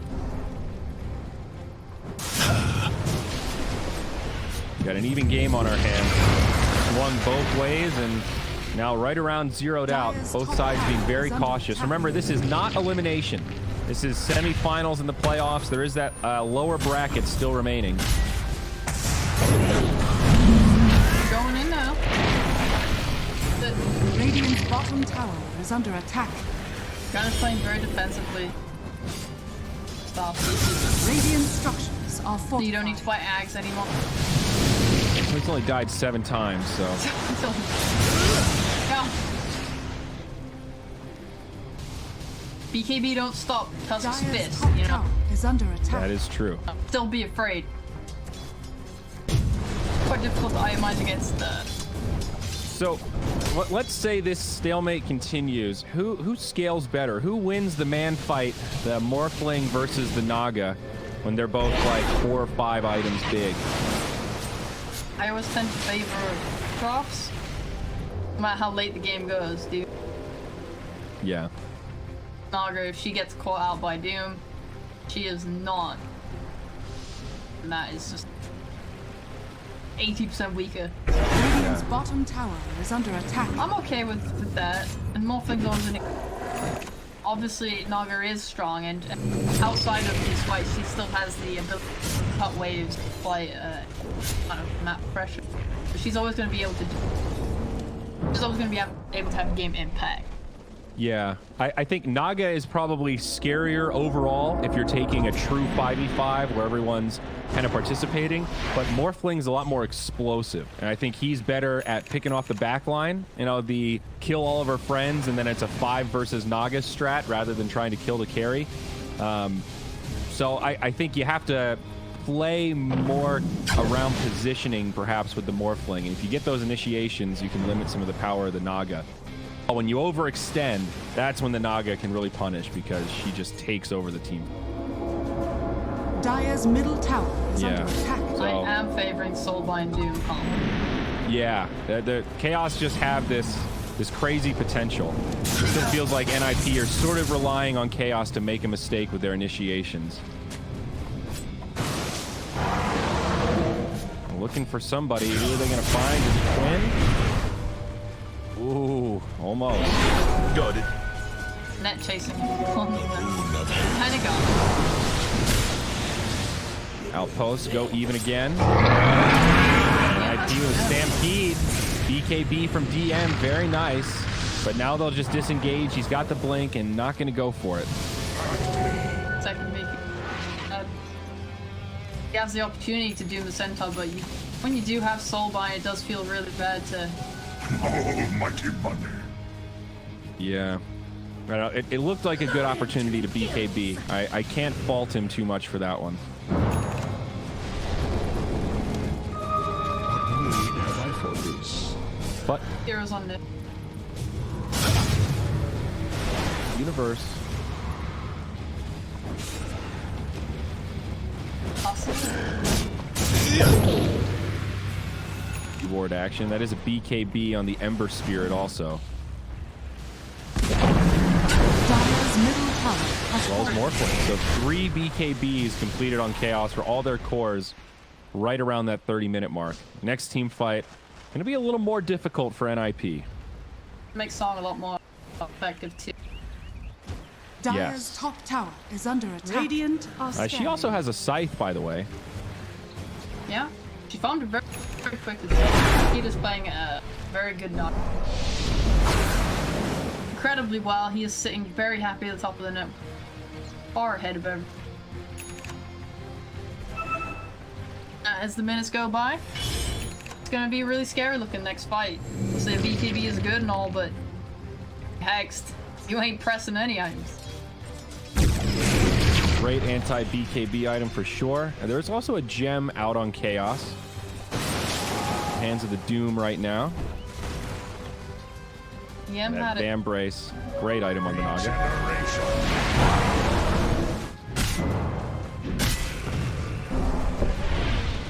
To have that gem. One gunner to be scouting out. Great. They can't get a good song off on your team. Be a disaster for deal with that. Turned very even. Both sides being a little bit timid to cross that river right now.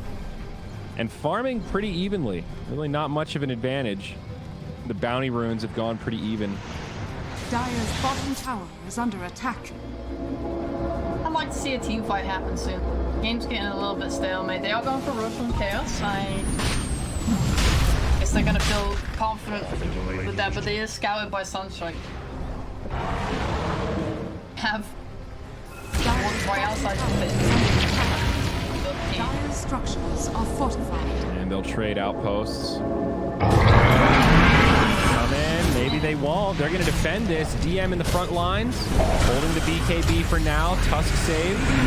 Not going to be here. The Ember Spirit on the other side of the map, and they'll just try to TP out. I think leave MSS behind. That's the... Says save his. He did have the gem, so a worthy save. Legendary form. But that is the 9-second BKB charge on the Doom, so whittling it down. Small wins. Not ideal. It's a game of inches, sheep, or centimeters, I guess. Now Nick going for this. It's gonna be a contested Roshan, looks like, and I love me a good Roshan fight. Yeah, I don't know. If I were NIP, I'd be a little scared too, though. Radiant's bottom tower Naga is ult under is attack. pretty good around the pit, as is Stampede, but they don't have Stampede for another 30 seconds. Invisibility. I think Soulbind in those close quarters. We still haven't seen the combo with the Doom, but it's a game changer. It's basically a guaranteed team fight. Especially Naga and Gunner is your optimal Soulbind Doom combo, but probably not gonna.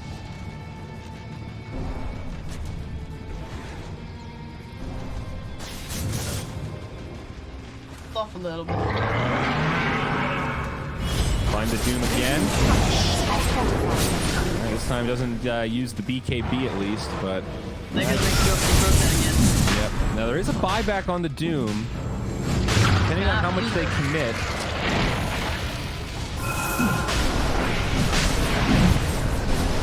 You have to choose now. Whether they want to contest this or not. It's going down. Fast. 50%. Quinn gonna poke in, get some intel, but they were ready. Universe with a quick reaction. Follow up Hex. Buyback from the Doom. They're looking for the double play. Soulbind into it.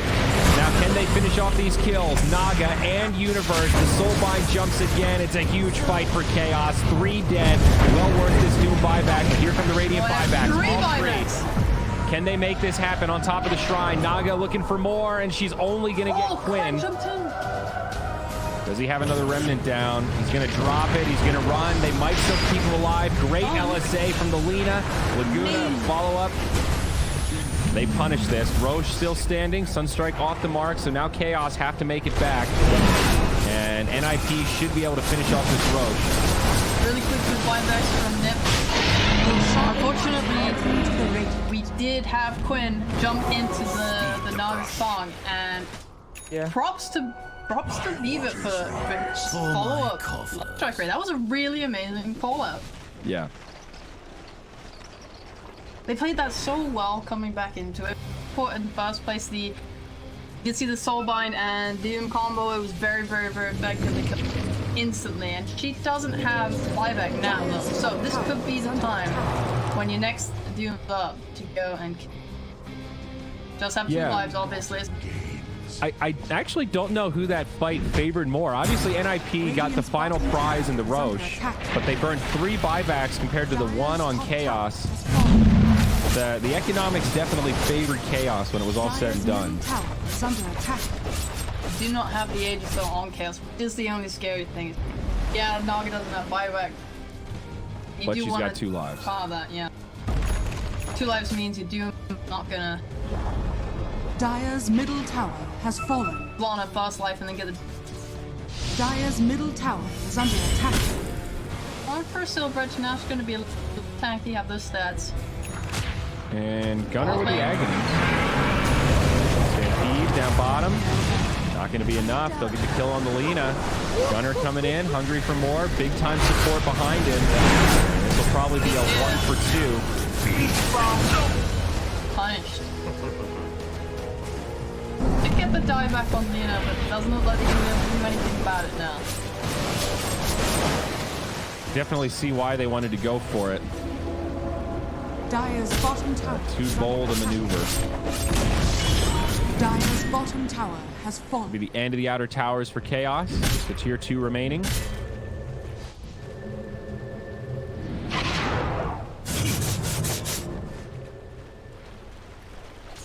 Dire's bottom tower is under attack. Dancing with death and Naga was just Radiant's middle tower is under attack.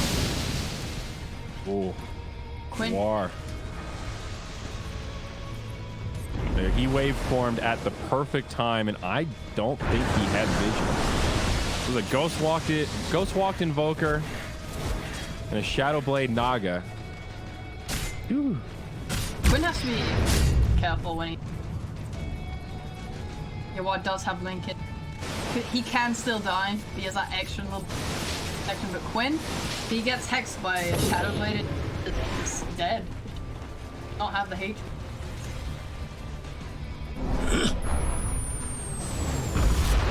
Here a Sunstrike. Oh, there it is. Just scouting for wards. I feel like that's such an anxiety-inducing sound. You hear it, and she's like, I don't see it. What's going on? Yes, they're in their base right now. Not trying to move out, but they are being.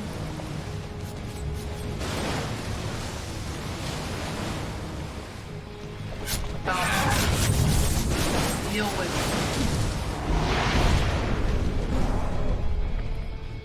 Now another smoke play.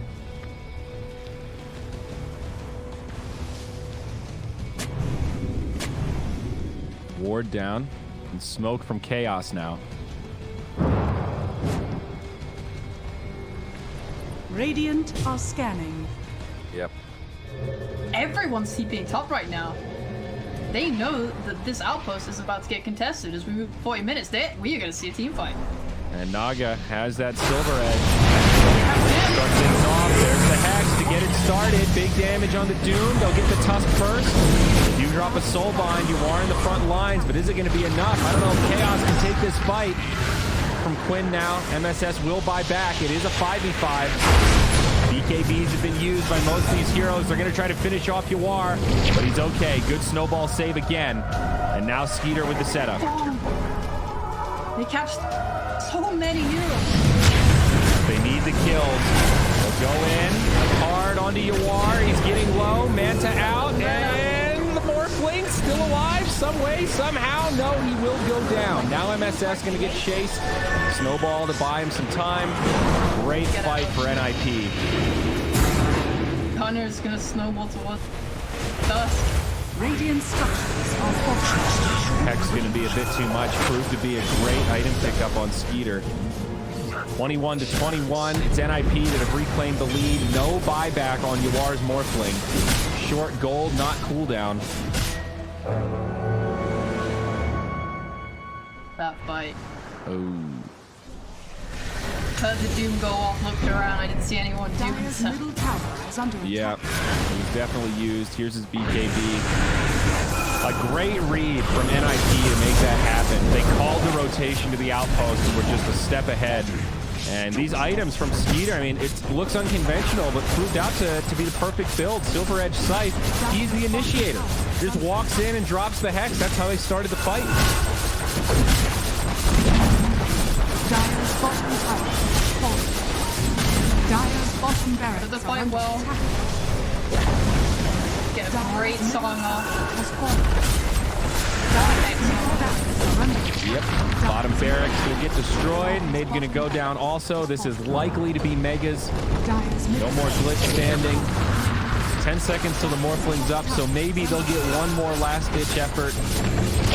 Pretty damning for Chaos, and looking likely we'll be headed to a Game 3 decider between these two teams. Quinn with the BKB, charging forward. Gunner in pretty deep right now. Yawar's here, but they've just got no catch. It'll end up being a wasted BKB charge. I know the 50 seconds of Doom dead. He didn't go back in. Soulbind, again, just no follow-up. Now just a ranged barracks standing. IP commit for it. They find the tower. Now for the kills. Big time damage. That's now going to be the one left behind. No more snowball for the save.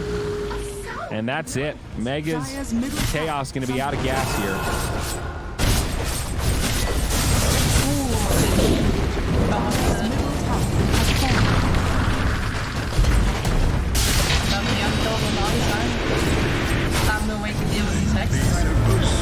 It's just too much initiation. You get caught once, the follow-up is there. Now the real fight, though. They're going to try to hold the throne. They blow up Gunner. Skeeter actually pretty low. Does have a Song of the Siren, and there it is. Doom was almost there. TPing with a blink Doom. And she makes it. Up top, catches some chains onto PPD. Quinn will find a little victory right there. I'm burning up. Hard for them to buy into this Hex current items. Both Tusk and Grimstroke have very offensive. One Glimmer Cape on Grimstroke, but they don't have 4-star. Gets hexed up. How are you saving him? Gonna die. You have at most a Tusk. He's done a good job saving armor. Already really low at that point. Price extreme. Dire's top shrine is under attack. Use a Lotus Orb here. Arcane power. Lowest. Dire's top shrine Something. has fallen. Going to be a hard hold for Chaos. Looks like they are going to mount a defense against the Megas with just a throne standing. Can't blame them here. Probably a 1% chance that NIP can't find a way to close this out. And there you go. That's the Dota Plus prediction. 99 to 1. You'll probably see them go. Crystal main respawn. Roche in about 90 seconds. Could also be worth waiting for NIP to make it a nice, easy high ground end. First, 5-minute mark. Won't see any XP going towards Chaos. Not my precious XP. Dire's bottom shrine is under attack. Loaded to the gills. Nothing like a good Naga game. Yeah, I'm honestly quite surprised that they allowed her to farm as much. Didn't give her the alchemist. Yeah, that's the weirdest part about it, is obviously they know the value of playing that kind of aggressive style. They did it to great success in game 1, and then they seemed to get a little timid in game 2. It's like NIP put up just good enough of a fight that they weren't sure if they could roll over them. And as a result, they just played this much more, okay, let's wait for them to make a mistake style. Is under attack. And Naga had all the room to farm. Now, an item on CM, Flicker. This is a cool one. Dispels debuffs and blinks you to a random spot within 600 range. Dire's bottom shrine has fallen. Alright. Next time Quinn tries to kill him, he is out of here. I love the random factor. I didn't really want to run that way, but better than getting killed by the Ember Spirit, I suppose. She does a lot of defense. Every item she has is defensive. Yeah. She's built to save. She's built. It's a good way to be.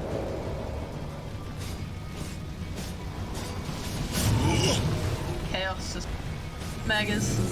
That is their life now until the end. Yep, I think they're as bored as we are.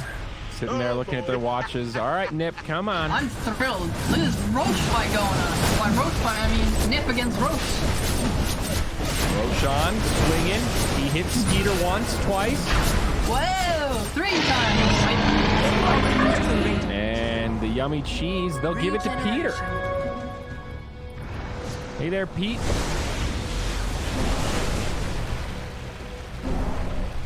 Stinky cheese. Oh, there. Down mid.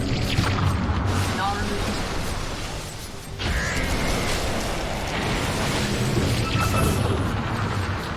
Another accent.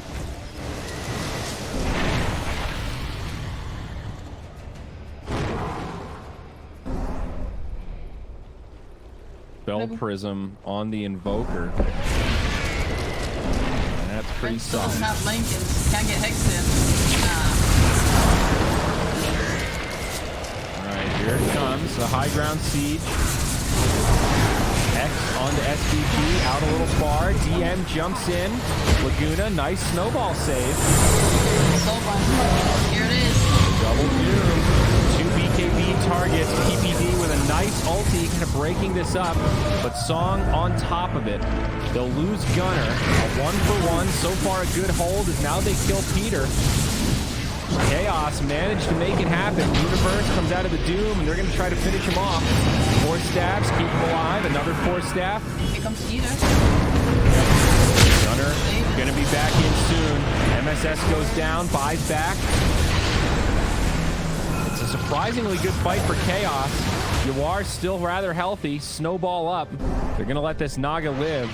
But Chaos struggling to close this one out. The big issue, or NIP struggling to close it out, but how did Chaos do anything here? It's a nice defense, but they can't do anything aggressive. You have your ink factor now. Invoker buys back in the fight. Navi dies again. That is so Invoker quite wise. You can get the same thing happen with someone like Naga Siren. There you go. That's your win condition. Fair enough. Someone to defend the ancient. Run it down mid. The defense continues.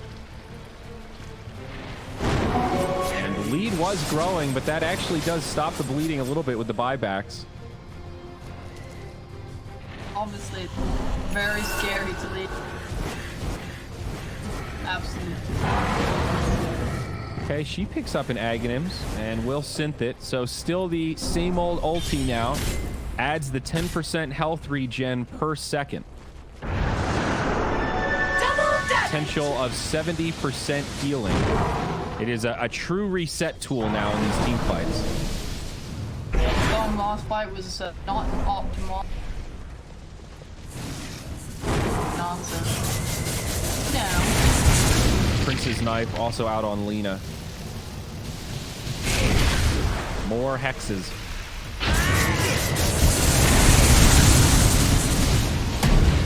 Oh, Universe jumps in. Nice catch on 2. Follow-up damage will be there. It's a dead Quinn without buyback. They'll also get you War. He's going to get back into this game. Soulbind, Doom just now gets the ultimate, but he's stunned up into Oblivion. He can't get it off, and he's down again. If they've got him, they're using the buybacks, but this should be the end for Chaos. 2 on the sideline. No way to get back in. PKB, PPD with a big ulti. Finishes off SVG. It's just Yawar trying to hold this throne, and it's going to be a tall order. And he can't do it. All 5 down. GG's there. We're going to a game 3. DM Connie costs us all two lives in a row.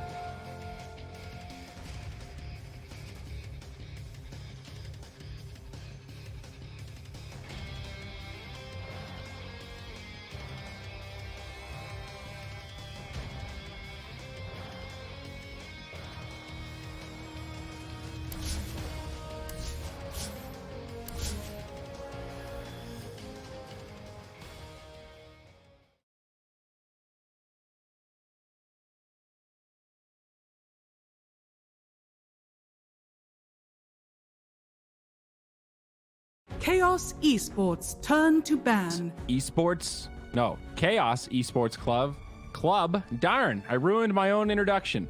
We're back again. The Game 3 decider. This is it. Winner moving on to the upper bracket winner series that we're going to be covering next after this. Playing either Evil Geniuses or the Fighting Pandas. Loser going down to that lower bracket. 10 One seconds loss remaining. away from elimination. Scary time indeed. 5 Sheep, it's been an seconds up and down remaining. series so far. How you feeling coming into Game 3? Who do you think is the stronger team based on what we've seen thus far? Might see it change the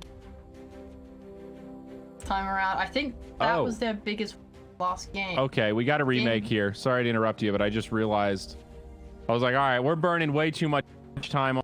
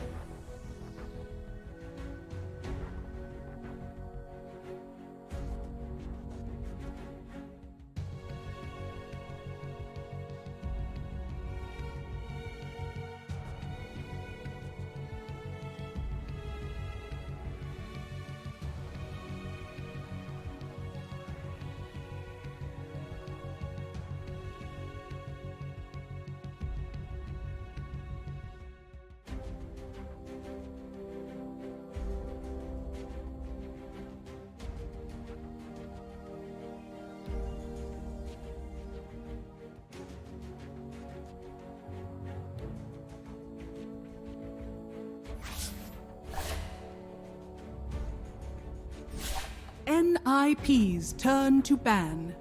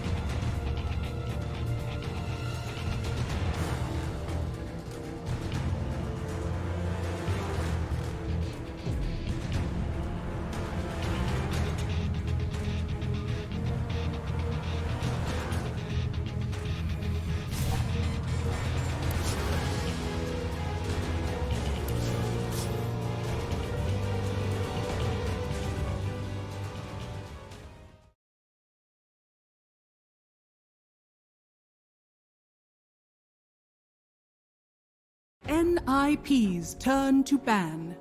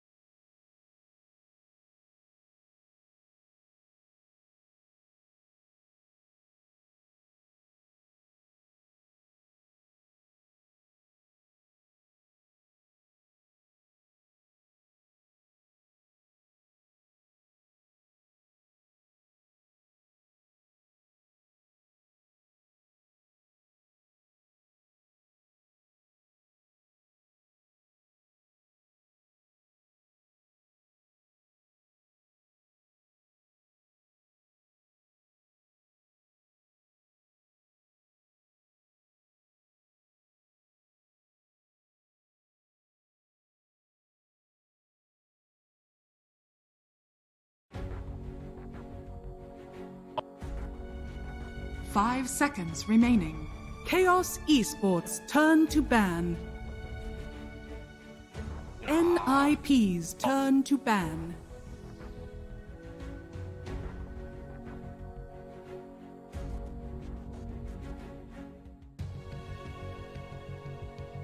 Chaos Esports turn to ban.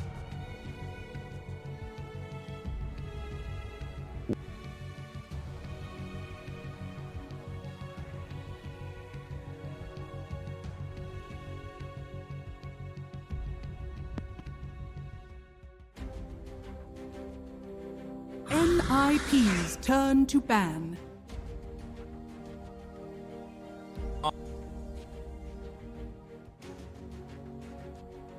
Chaos Esports turn to ban.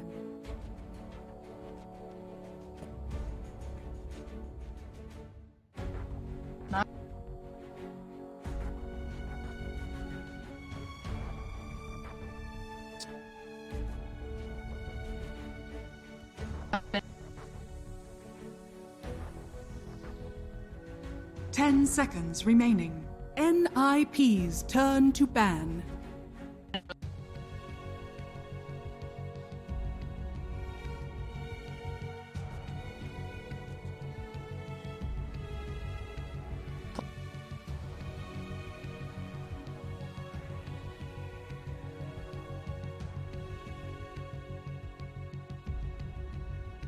Ten seconds remaining. 5 seconds remaining. Chaos Esports turn to pick.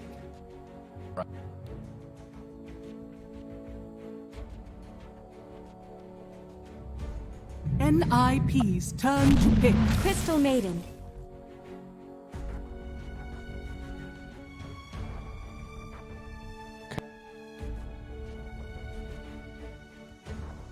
Started. She seems to be that it's weird how CM, when she's strong, falls into this category of not scary enough to be worth a first ban, but still good enough that teams will fight over her with first remaining. pick. 5 seconds remaining. NIP's turn to pick. Bang.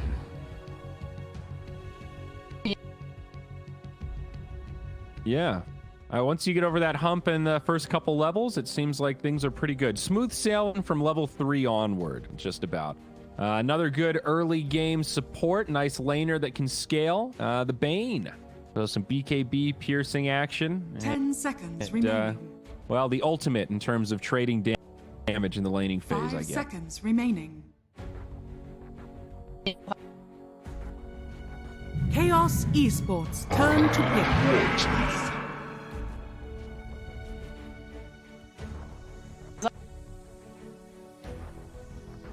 Yeah, it's like the opposite of status resistance. It gives you negative status resistance, so spells last even longer, which is a cool mechanic. But yeah, it felt 10 seconds weird remaining. and like one of those spells that you don't really level up that early anymore, so it wasn't getting a 5 lot of seconds usage. remaining. And they'll grab Centaur as well. So 2 really heavy disablers to get things started for NIP. I do like this. Go for the stuns, the reliable low cooldown stuns. This is good.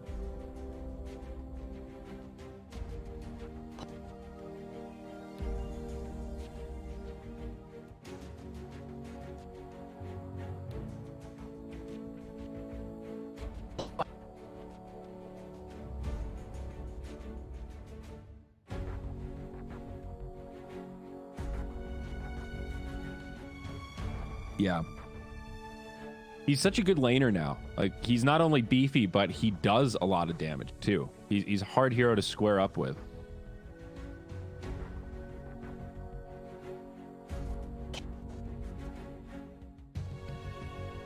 Chaos Esports turn to Lena. Huh. So now they're going to go Crystal Maiden Lena. This is kind of weird. A mirror of what NIP did last game. I mean, Lena had a pretty big impact. You pointed it out a couple times. She's just hard to trade with. And if you can catch those good LSAs like they were, It's rough.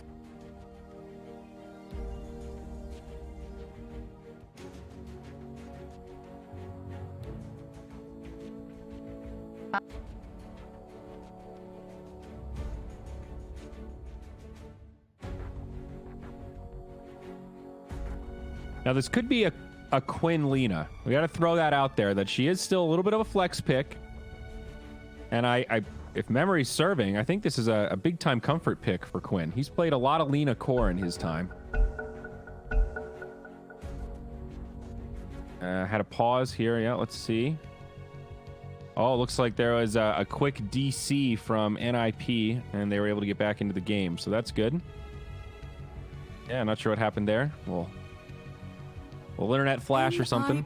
But yeah, a flex pick here in this Lena. I would assume it's a support, but...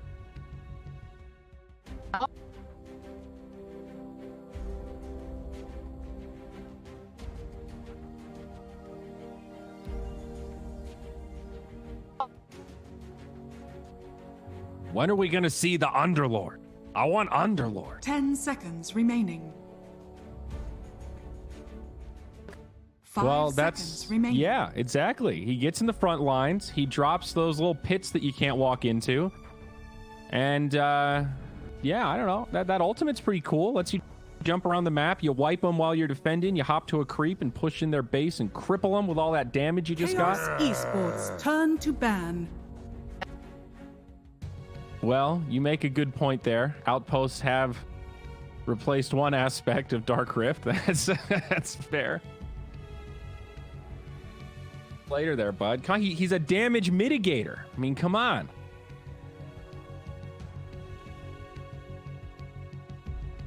Ten seconds remaining. 5 seconds remaining.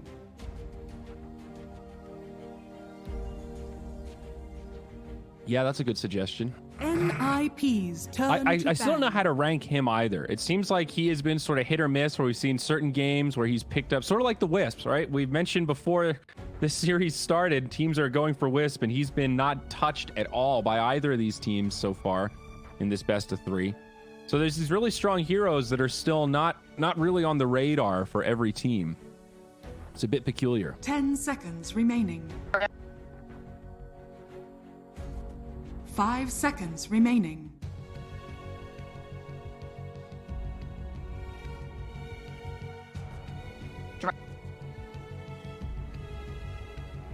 NIP's turn to pick. Yeah, it's true. You're going for the Slark here, NIP. Ban out a Bloodseeker and the Timber Saw. Maybe a Dragon Knight. They're going Dragon Knight Slark here. Are you ready for this? They do have last pick, so they're actually not going to pick DK. But you called the Tiny. Okay, there you go. Some more AoE stun. Some big damage now to follow up the initiation. Guess fits well with what their opener sets up.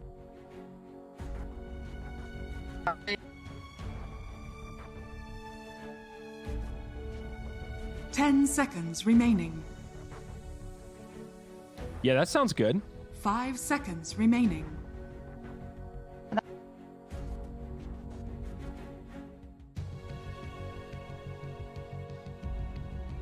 NIP's turn to pick. Sven stands ready. Ooh. Yawar hero now for Chaos. Another AoE. Both teams going heavy on the disable. Be a bloody mid game. I can feel it. Chaos Esports turn to pick.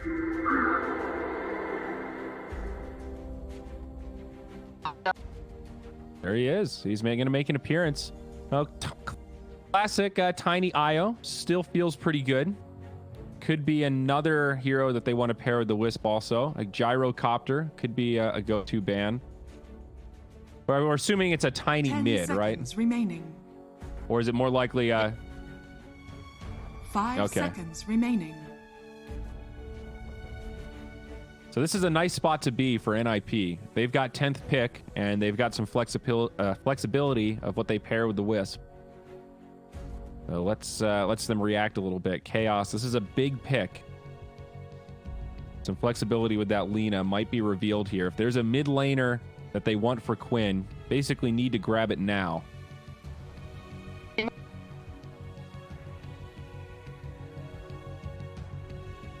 Really? Okay, so you think this is a DM Sven? All right. Potentially. I mean, Sven Lena is kind of a cool lane pairing. They've got a pretty good synergy against these weaker type heroes like Wisp with the double stun. Sometimes hard to secure the kills, but if you get a kill and you get a level up in the lane or something like that, it's pretty rough. And you've got the CM aura on top of that, so even more spam coming out. Ooh. NIP's turn to battle. Omni-Knight. And almost exclusively on the 3. Probably. This is a hard draft to call. They could do a lot of different things here. If you still think of that Lena as a flex pick and a potential mid, then it could 10 be. seconds remaining. Omni's a little weird. Yeah, I'm not sure. I assume they 5 need their seconds 4 remaining. coming out with this last pick, or their mid. What do you ban here if you're NIP?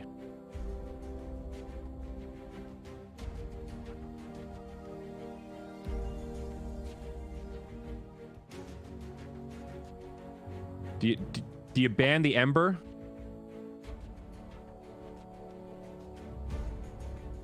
Sort of Ember.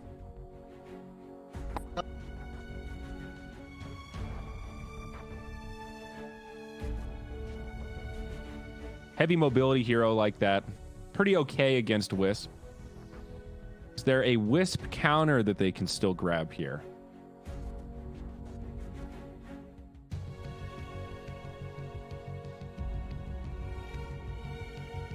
Witch Doctor, Disruptor. Yeah. If it's a core Lena, I don't know. Disruptor could be all right.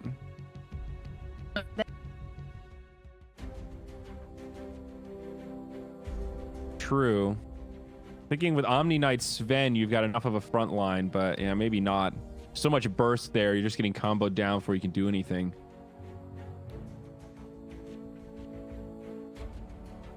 If it's not Ember, what else could Quinn play here? Is it a Viper game? Chaos Esports turn to battle. Great call. Sniped it. Celia, that's a great ban. That was a good call. Another really beefy hero, hard to gank. Save his friends, at least sometimes. This is...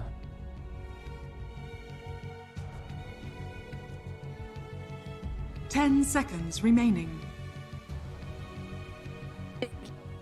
5 seconds remaining.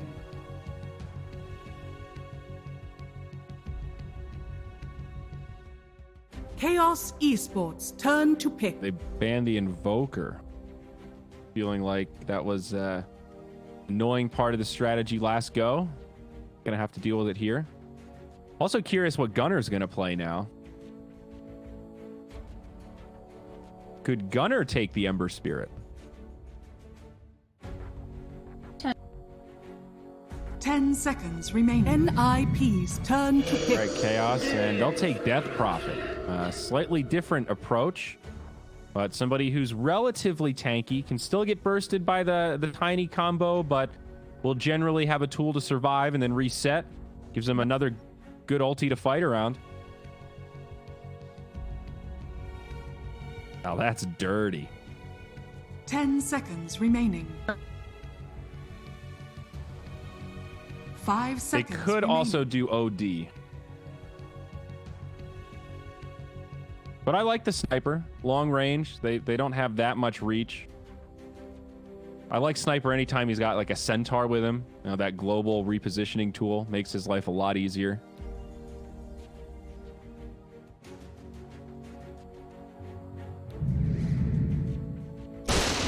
You may now Whoa, we're select both your wrong. They hero. go straight damage.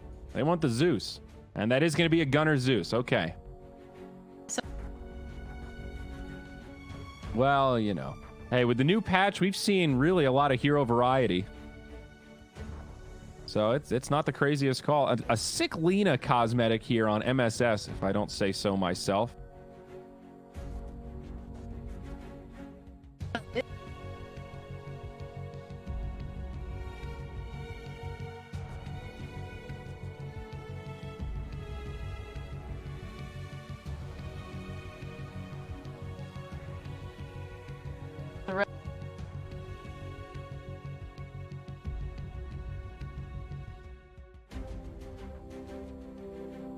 I think this game is going to come down to every other Death Prophet game we have cast on the patch. Will they make the most out of these ultimates and get momentum in terms of objectives or kills? Or will NIP be able to dodge the fights and or shut down this Death Prophet before she can really take over the game with her ultimate? I think there are just a lot of eyeballs on this mid.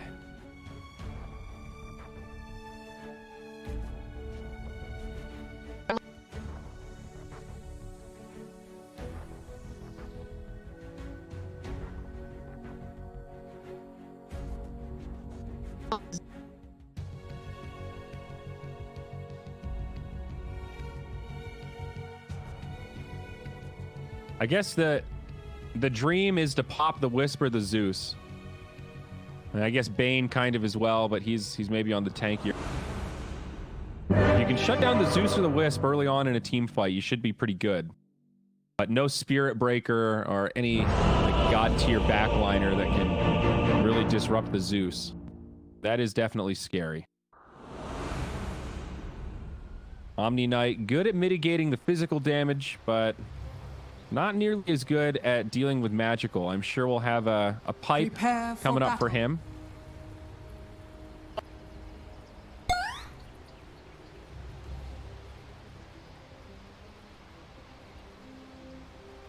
Nailed it! Yeah. I mean, I think Heavenly Grace on a hero like Sven is an absolute game changer. Beautiful. All right.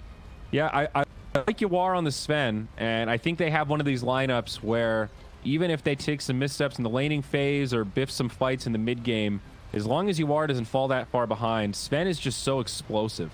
Like, once he gets a Blink Dagger and gets a couple of items with God Strength, he'll be able to jump on this Zeus and just obliterate him with the follow-up of one person on his team. You know, just one Frostbite, one LSA, and Yawar is going to be doing some big damage. So, like most Dota games, initiation is going to be super key here.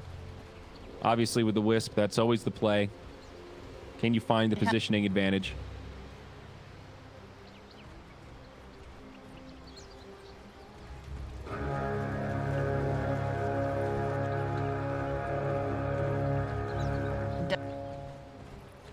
The battle begins. It's a big game.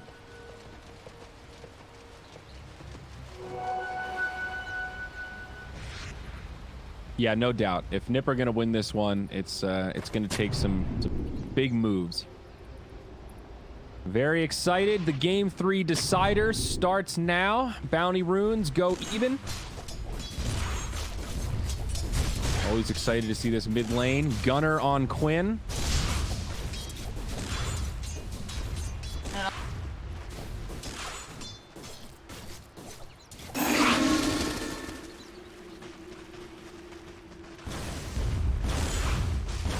And so does DP, though. With all of her stat items, she's got 71, and Gunner only at 68 right now. Small disadvantage.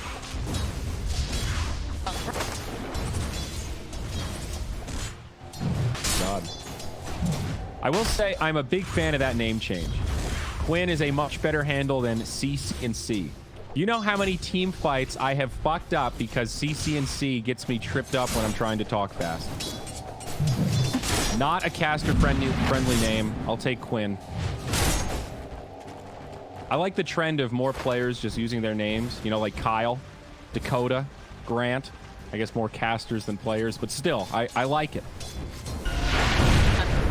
Yeah, that's a step in the right direction. Wasn't PPD going under another tag for a little while? I thought he had another name, and then he switched back to his roots, and now I'm forgetting what it was. That's a great NA Dota trivia there, and I've forgotten.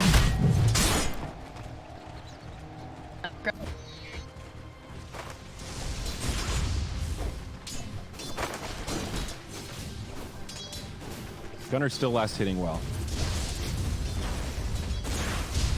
Dire's top tower is under attack. Yep. Yeah, definitely one of these lanes that I wouldn't expect any kills to come out without a rotation or some kind of big misplay. Yeah. Dire's middle tower is under attack.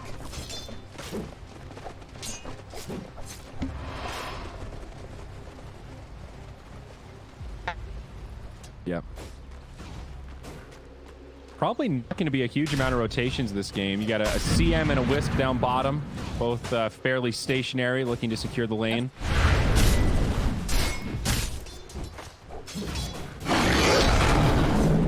Yep.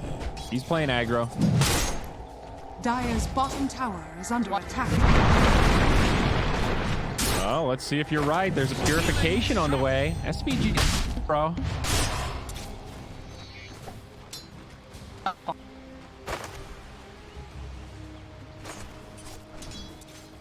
All right, there's going to be a level 2. Yeah, it's already there. Level 2 purification. So definitely gives him a little more runway with his positioning. Up top, Centaur, but no follow-up. Okay. Now it's going to go the other way, perhaps. Good Nightmare toggling. MSS makes it back. Still takes a lot of damage, but does not get stunned. That'll be a salve. Are they?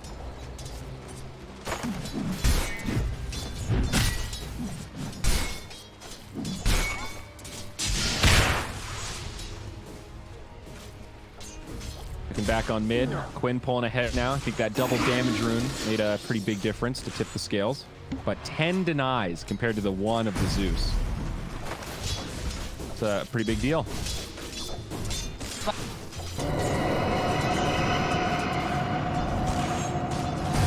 The Spirit Siphon into the tower. One more. He's got it. Quinn with the first blood solo kill on Gunner. That's got to feel good.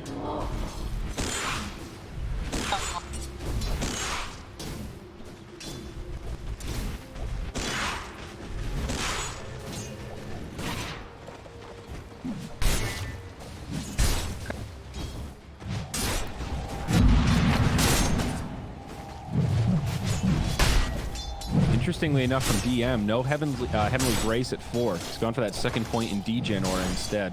Pretty good against the tiny Wisp since they have to stay pretty close. It's got a decent range on it. And you combine that with the slow from the Crystal Nova, they actually have to be a little bit careful.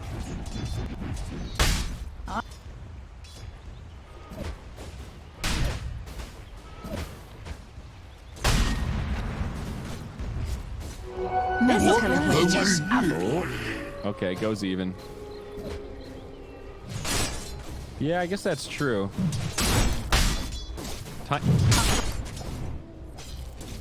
Tiny is pretty tanky. He's got almost 1100 HP. Oh, it's a tall order to bring him down.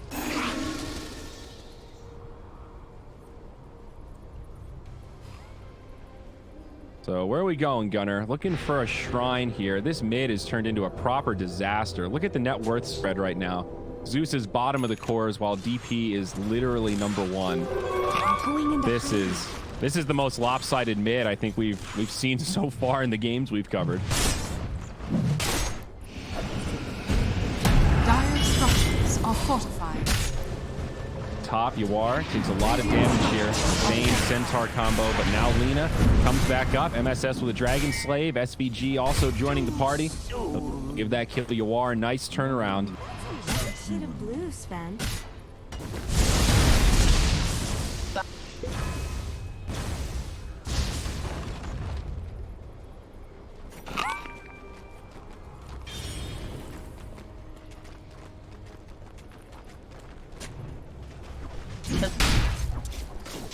Yeah, I mean, if this Omni Knight had been zoned out or something, they could probably bully him now, but he's level 5. That's a big heal he's got. Radiant. Purified! Yeah, that combo kind of hurts, but he returned almost as much damage onto Skeeter.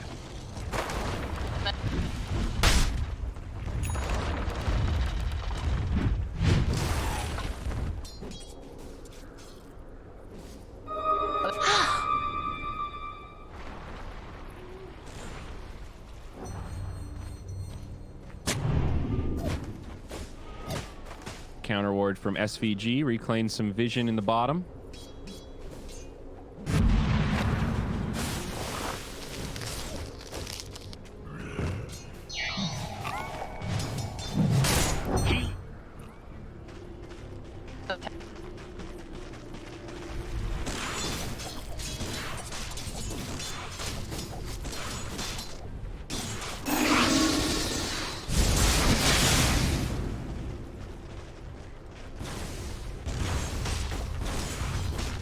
More than a level advantage on Quinn right now.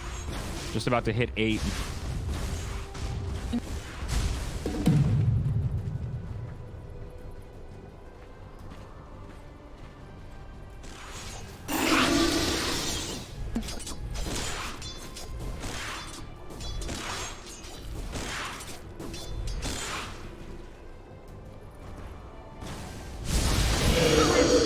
Still be tough for the Zeus. There's the Exorcism. Does connect with the Crystal Nova. Good positioning from Gunner to stay back. And Quinn will just turn and focus on the tower. Not available for the Dire. And now a TP on the way. Frostbite grabs Gunner, but Stampede's going to be there. Quinn does not get hit by the stun. SVG into the tree line. Might be tough to survive here. Trying to find a spot in the fog. It's a 4-on-1. And they will bring him down. So they do defend that tier 1 tower mid and Gunner, but it comes at a decent cost. 4 heroes, and they don't get a counter kill onto Quinn. Dire's middle tower is under attack.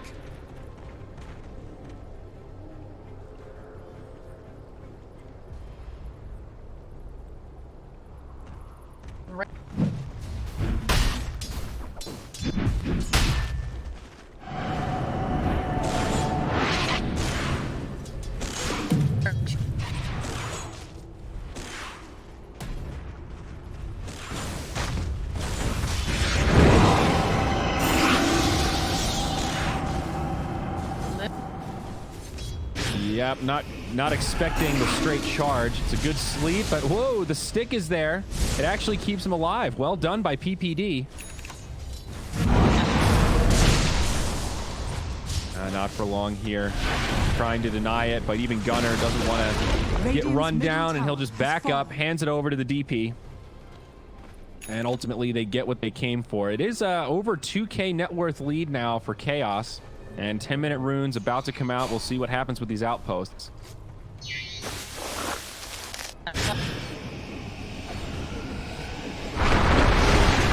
Looking to pick on Crystal Maiden. SVG a little overextended.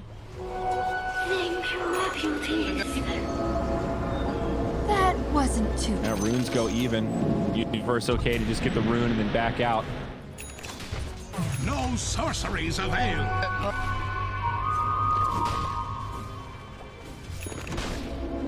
There's that XP grab. 2,500, the favor for Chaos. Well, PPD does reclaim the one down bottom. Not going to get the XP for it.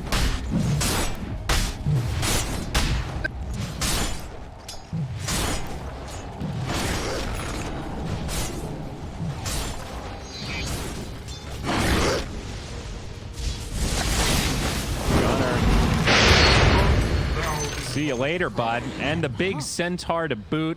The double bonus. Got MSS with the tip. Savage. You're definitely right about this Tiny, though. And he's got some great items. He's picked up the broom handle and now got some drums. So he's expecting a skirmish here. He is ready to fight. 4-man shield. Loaded up.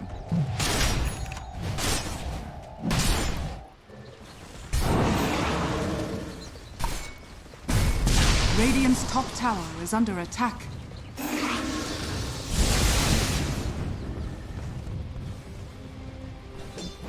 A Gunner, he's going for the BOTs first on the Zeus. I'm not sure how I feel about this. He's only got 800 gold towards the recipe. He's trying to farm in the jungle. I'm not sure if that's the item. It is great for recovery. It'll let him bounce around the map and accelerate his farm, but I still think Yule's Scepter on Zeus is almost a necessity against a team like this that has some reach. No Blink Daggers yet, but you know, Sven's got drums. He's going for an SNY. He's going to be cruising.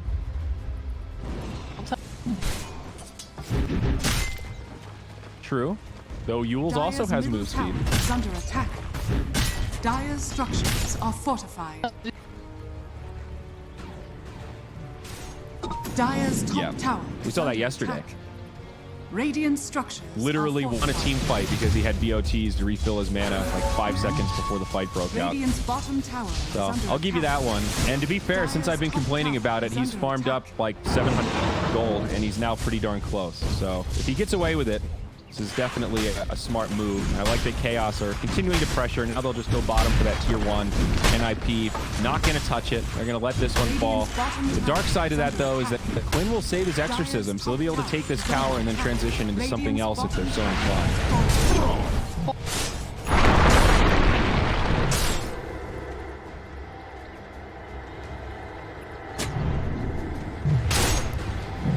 Dire's top tower is under attack.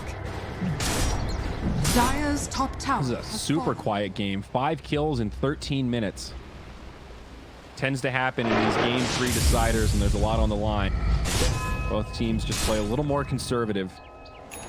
Low risk. Wait for the enemies to make a mistake and capitalize. Very methodical.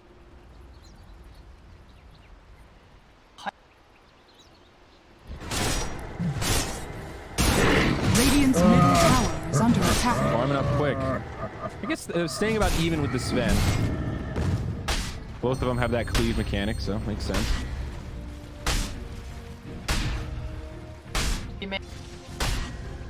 Yeah.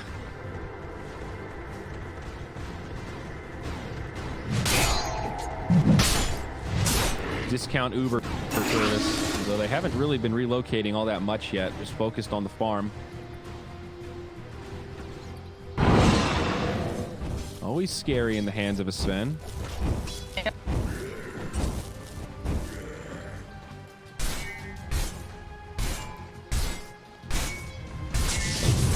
Oh, here we go. SVG. Stampede comes out. Omni Knight going to get caught by the feed script. Good call from SVG to drop the ult, but there's the Wisp relocation, and these two will be punished. Stop the damage. Nice pickup for Nip. There you go.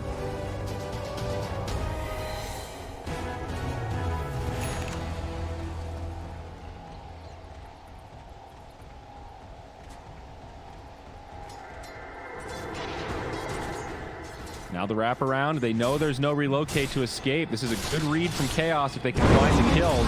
DP with the AoE silence. Not going to be needed yet. Instead deploys the exorcism for this, realizing they might try to reinforce at that outpost. Peter will fall. And the Wisp will just TP home. And because of that, Bounty's going to go 2 for NIP for now. And we'll see if... Where'd that last one go? 2 for Nip, 2 for Dire. Okay. Oh, even bounties. So there you go. Just like that, we're back to where we were 3 or 4 minutes ago. Very small lead for Chaos, hovering around 2,000.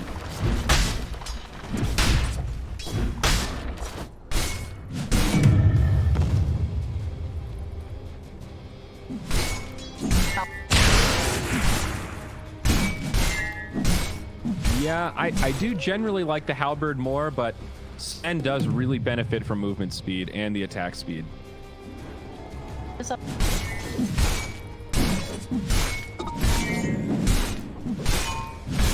Yeah. Yeah, he's going quick. This is a game that I bet you are thinking, you know, this drum could have been a Midas. And I totally see why he bought the drums. It kind of feels like a Cold War type scenario on both sides, but he has just been farming, and a Midas definitely would have been hit off by now.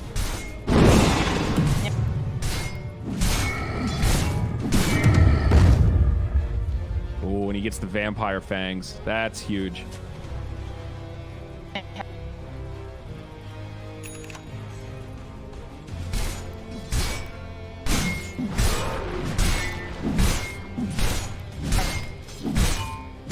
Dire are scanning. Right.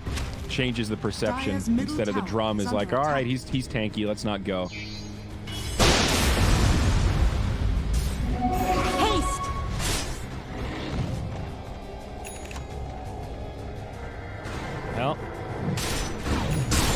couple big items on the way for NIP. Mech soon for the Wisp. And Assault Karas very close for Skeeter's Tiny.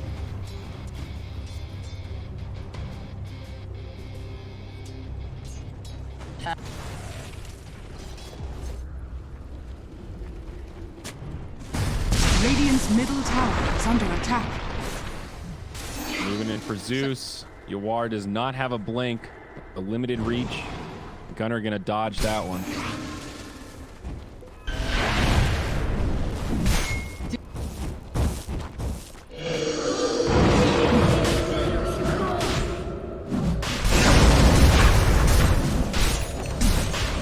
Increases cast range and teleports you along the Storm Hammer, attacking every enemy on impact. I have not actually seen this one in action.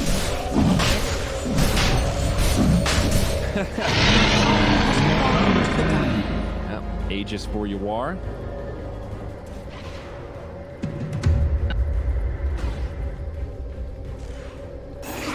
Yeah, perhaps not. Look for a pick off if they scout anybody out. Gunner in this precarious situation. SS might find him. Oh, almost. Radiant's middle tower is under attack.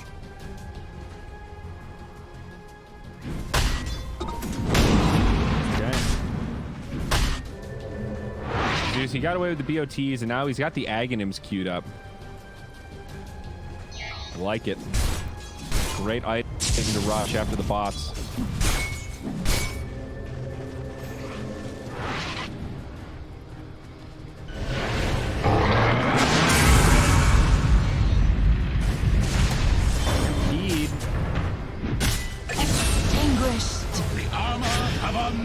Looks like it. Quick play there. They're still going to be able to bring things down, I would hope. The entire team with NIP has made the rotation. And there it is. Yeah, it kind of feels like Chaos weren't able to push that advantage that they had from the mid lane. And now, I mean, 1,500 net worth is still significant, but the Zeus is recovering, and all of this even farm hasn't really felt like they've benefited from a super lopsided mid matchup. I mean, DP was kind of dumpstering for a hot minute there, and now they're just chilling. Radiant's bottom tower is under attack. Yeah.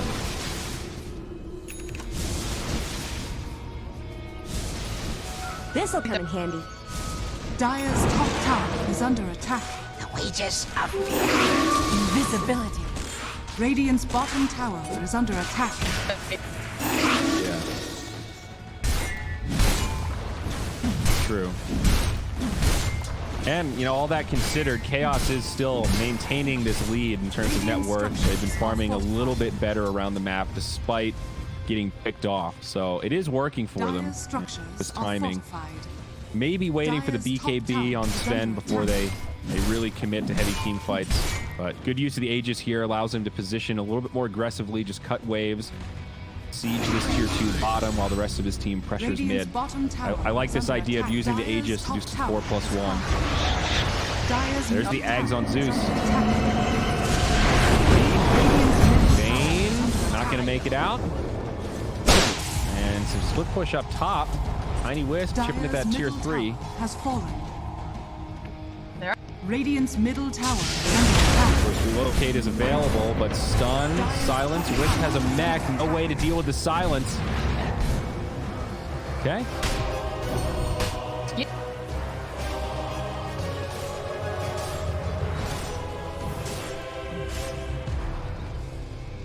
True. They also got the tier 2 down bottom, though. So tower and 2 kills. Outpost. Radiant's top tower is under attack. Come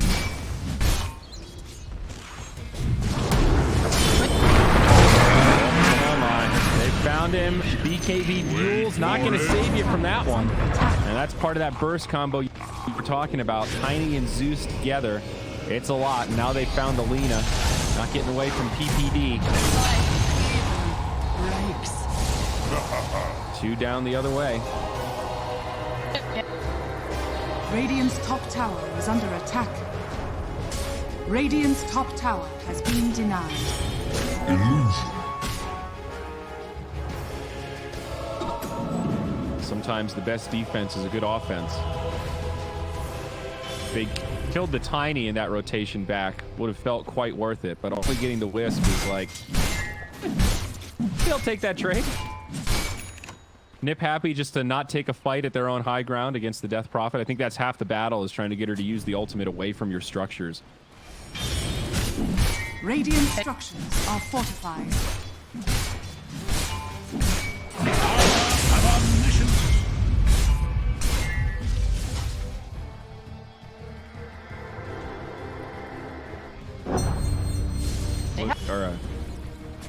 Wisp looking for that Holy Locket upgrade. Like that.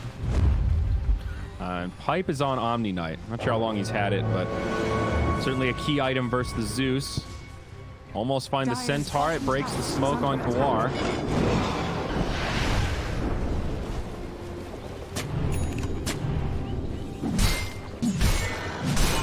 Oh. All right. Aghanims up next on Yawar. Excited to see this.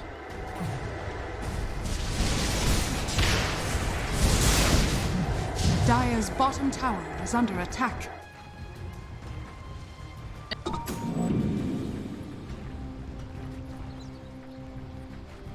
Trading outposts again. Dire are scanning.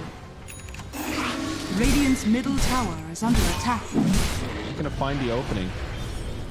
And with that kill on Quinn from the last engagement, Gunner is completely caught up. And he's got an 8 lens now. Philosopher's Stone giving him some extra income. A little scared of the suit. Not at this point. Dire's bottom Let's tower quit fast is under enough. attack. Dire's structures are fortified. Radiant's middle tower 20 is under seconds, attack. and Tiny just a TP out alongside his Wisp. You are with the right idea, but just a second too late. Still happy to get this outpost started. Whoa! They might still be able to do it. Money to pay. And it will be even bounties. That's a cute little play, though, from the Zeus. I like that. This'll come in handy. Seeing the utility of the Aghanim Scepter, man. The global presence. Defend the outpost. Wages of fear. Bounty.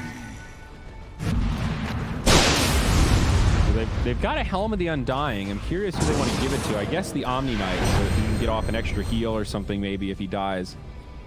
I was thinking it could be useful in Yawar. Usually you want it on the supports, but with Sven, he has to get in there, and 5 seconds of just spirit damage on a carry like that is pretty ridiculous.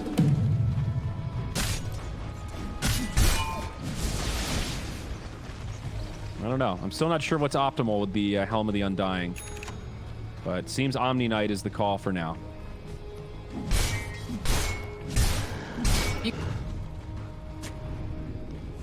Radiant's middle tower is under attack.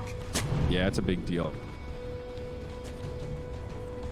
Still can't believe this item used to be tier 2.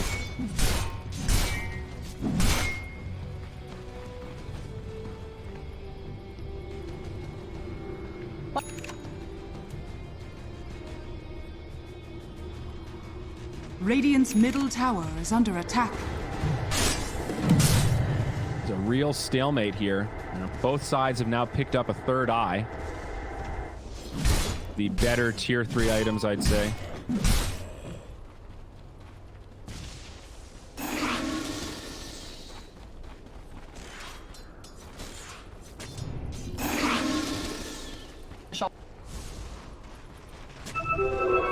I still think this stalemate favors NIP. You know, like, the clock is ticking on this Death Prophet in terms of her damage output.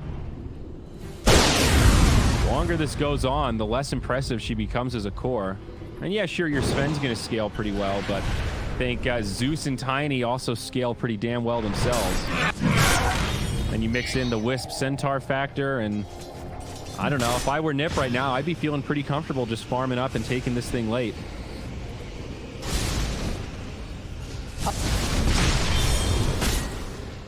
Really?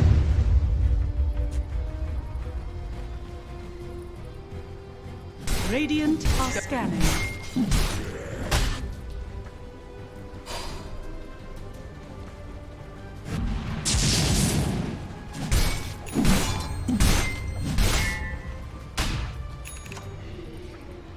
Yeah.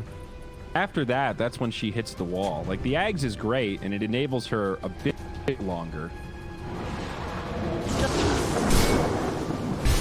Yeah, it does. Dire's bottom tower is under attack. I mean, I might be underestimating this Sven Aghanim a little bit. Like I said, I still haven't seen it in action, and this might be the game changer that... Dire's bottom tower is under attack. Dire's bottom tower. Free tower. And IP getting a little more aggressive. Double damage rune does spawn bottom. And meanwhile, Chaos into the Roche pit. Zeus with the ult. This is a great play from Skeeter. Go ahead and just take this tier 3 tower, at least as low as he can. Roche falling quickly. It just now goes down. There's the TP back. This will be a tier 3. Quinn going to try to commit there, and on the other side, maybe going to charge up the high ground. It's Universe with a stun on 2. War did find the kill onto PPD. Now Universe in a little bit too deep. They're going to leave him high and dry, and Chaos will get a kill here. They do end up with the Aegis. They end up with 2 kills, but they lose that tier 3. So a win for Chaos for sure, but NIP don't walk away empty-handed.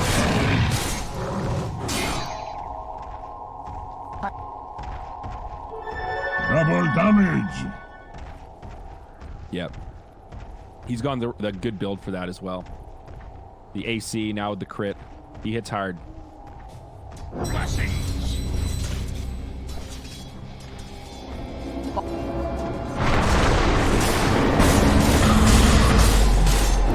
Catch on the Omni, and they've got the damage. Sorceries avail. Wilhelm again dying. Rest.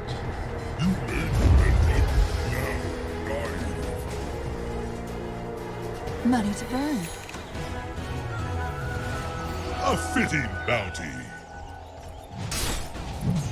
Yeah. Radiant's top tower. This is one of these games that has been pretty slow. All right, few kills per minute, but the tension is building, and we are getting to this point where the next fight, or maybe the next 2 fights, will be very intense in terms of deciding the outcome.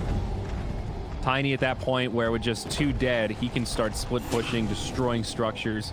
And same for Chaos. You win a team fight and you've got Death Prophet, you've got Sven. Both teams can punish so hard. Dire's bottom shrine has fallen. I think part of the reason why this is such a stalemate is both teams realize that it's not like, hey, we lost a fight, now that we can't push, they've got an OD. Like, we lost a team fight, they just took 4 hours. Yeah, Bloodthorn queued up for Sven next.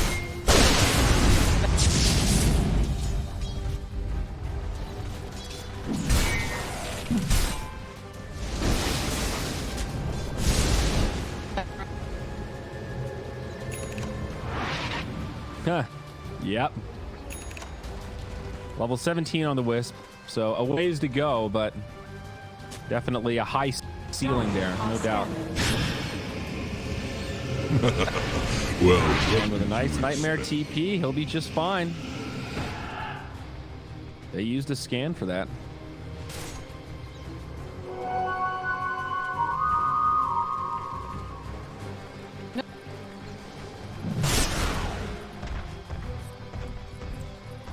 He's fucked. Got a BKB. Got a Wisp. And they've got a stampede. Okay. Walks into Quinn. There's the relocate. Wisp might have to pay for this one. And they do relocate onto somebody. It's the Sven. It's not just to live. They need to kill Yawar here, though. BKB. Good. Now back the other way. They do take the tether. MSS will survive for now. Toss over. Cheater is just doing the damage. SVG dead. Quinn eats the cheese, but there is just no hope. He's too big. Wisp is dead. Okay, maybe now they can start to turn. He's silenced. He's getting kited. The help from Zeus is there. Cheater versus Quinn. Who's going to win this? Combo comes out, but there's the PKB, and it's going to be Quinn. DP with plenty of damage there inside the Exorcism.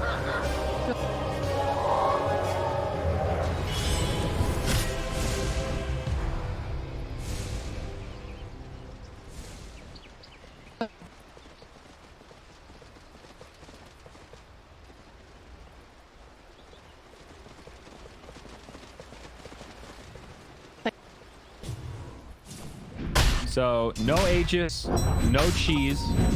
Roche spoils have gone by the wayside. Ends up being pretty okay for NIP. Gold does start to swing in favor of Chaos because they're farming right now and the Tiny's dead.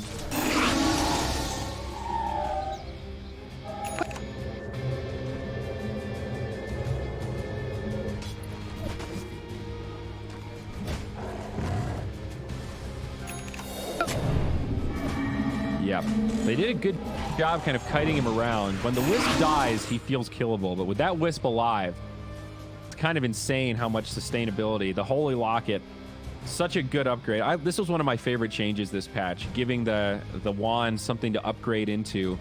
It just felt like a good application for an item, meaning Holy Locket, that was really pretty useless. I mean, this item was good on what? Maybe Timber, maybe Necro.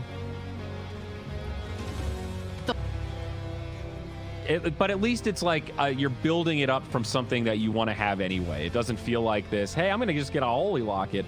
And now it's the way it's been changed is it is pretty good on some heroes. You know, like Wisp, Dazzle. Those are the two big ones I've found where it just feels like a nice natural item progression. And it gives you some nice stats too. That's the other, you know, the passive is whatever. But for a hero like Wisp, take an extra 250 HP. You sound like a Holy Locket hater to me, Alex.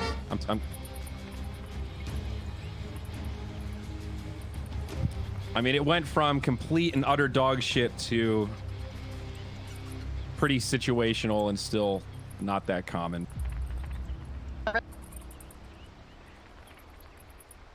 Well, that sucked. Because I'm a Dazzle player and I just want to heal my teammate. Because hitting level 18 on Dazzle with Guardian Greaves, a Spell Prism, and a Holy Locket makes your team literally unkillable. 20-second Greaves, or 12-second Greaves with the Spell Prism. Dude, that Holy Locket gives you some value.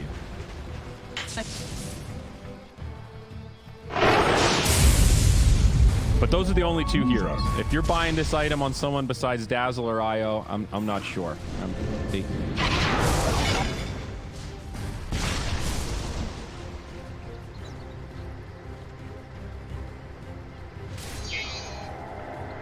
Yeah. They're playing like eliminations on the line here. There's a lower bracket, folks. Take some wood.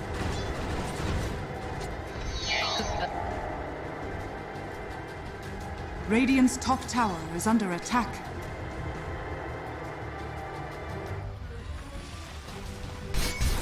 Yeah.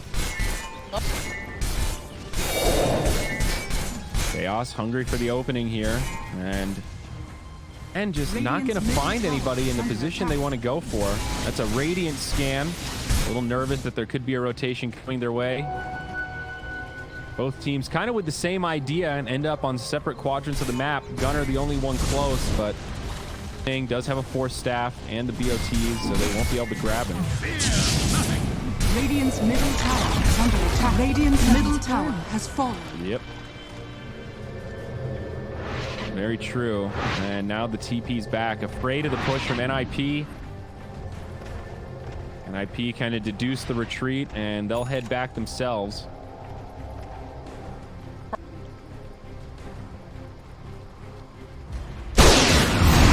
They're definitely respecting the power of the tiny IO.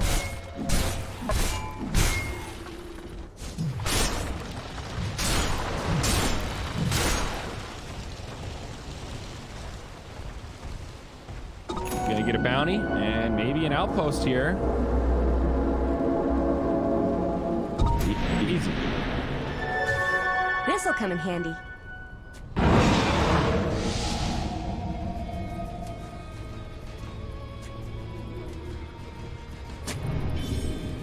Tension continues to build.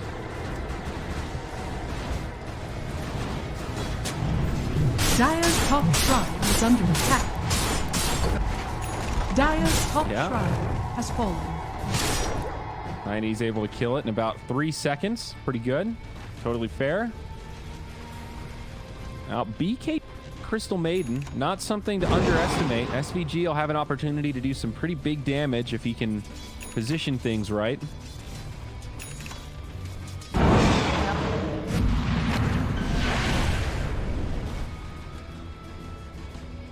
Dire's top tower CM is under attack. starts to turn into a core. Skeeter at the base. Where's the glyph? That's a tier 3 dead. And this is what's so crazy about Tiny Wish. You just need to sneak in like that. You can kill structures in a couple of seconds. The Wish is going to get caught here. Stunned up. BKB, TP. And Skeeter's going to be good. 9-second charge. Pretty worth it. Now, Chaos defend, but that was a lot of damage. Dire's top barracks are under attack. SS is trying as hard as he can, Dire's and he top just can't do it. has fallen. What a heartbreaker. Hey, Tiny MVP, man. I can't believe how... I know he kills structures fast, but it's kind of insane. Like, Chaos were right there with the TP reaction. See a jump mid, Yawar with the BKB flies in onto the Tiny. Don't kill Skeeter. Stampede.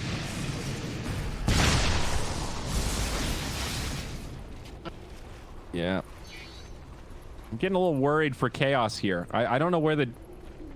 When this team fight comes, we've been waiting 40 minutes for this real team fight to happen. I don't know that Chaos are going to have the damage to do it. I mean, maybe with a crazy good CM ult, could be possible. Quinn's going to have to survive and let all that damage stack up. It's possible, but it's going to be tough.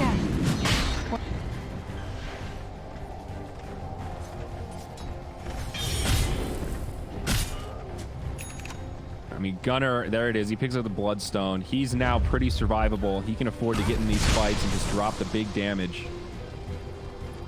It's also a level 25 Zeus, so now Arc Lightning is like a real spell.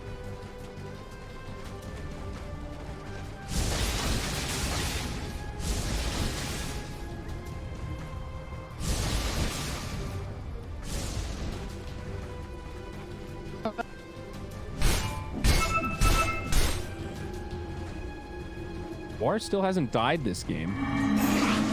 Radiant are scanning. No, that's fair. He's only killed 422 creeps. Tiny trailing by about 15.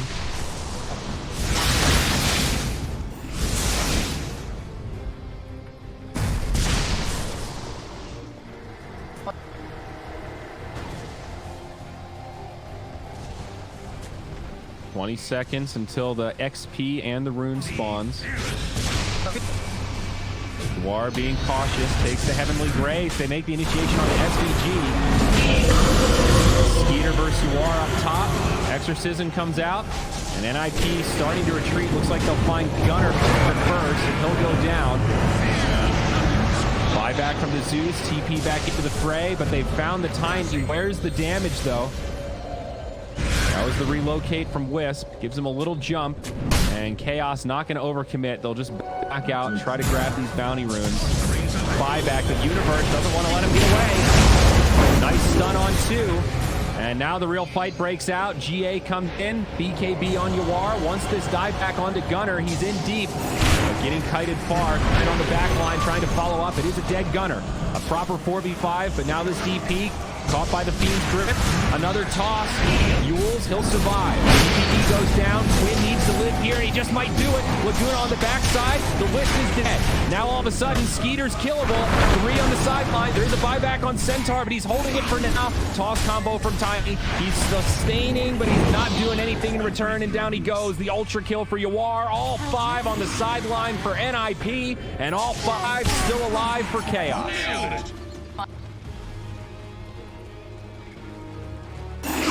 That's a 5K net worth swing there. And 4 heroes dead without buyback. Radiant's middle tower is under attack. Radiant's middle tower has fallen. Oh, and here it is. Radiant's middle barracks. They make the call, though. They want to end this thing. They know most of those are diebacks. Centaur will use buyback. A 1v4. There's Tiny's buyback now. 50 seconds until these respawn. Will Chaos commit for this? I think they can do it. The glyph's already been used. Silence on Tiny. He won't be able to initiate. This is where that Ags feels so valued. BKB and Chaos have done it. An exciting game 3. Well, there was a lot of tension to build up to that point, but that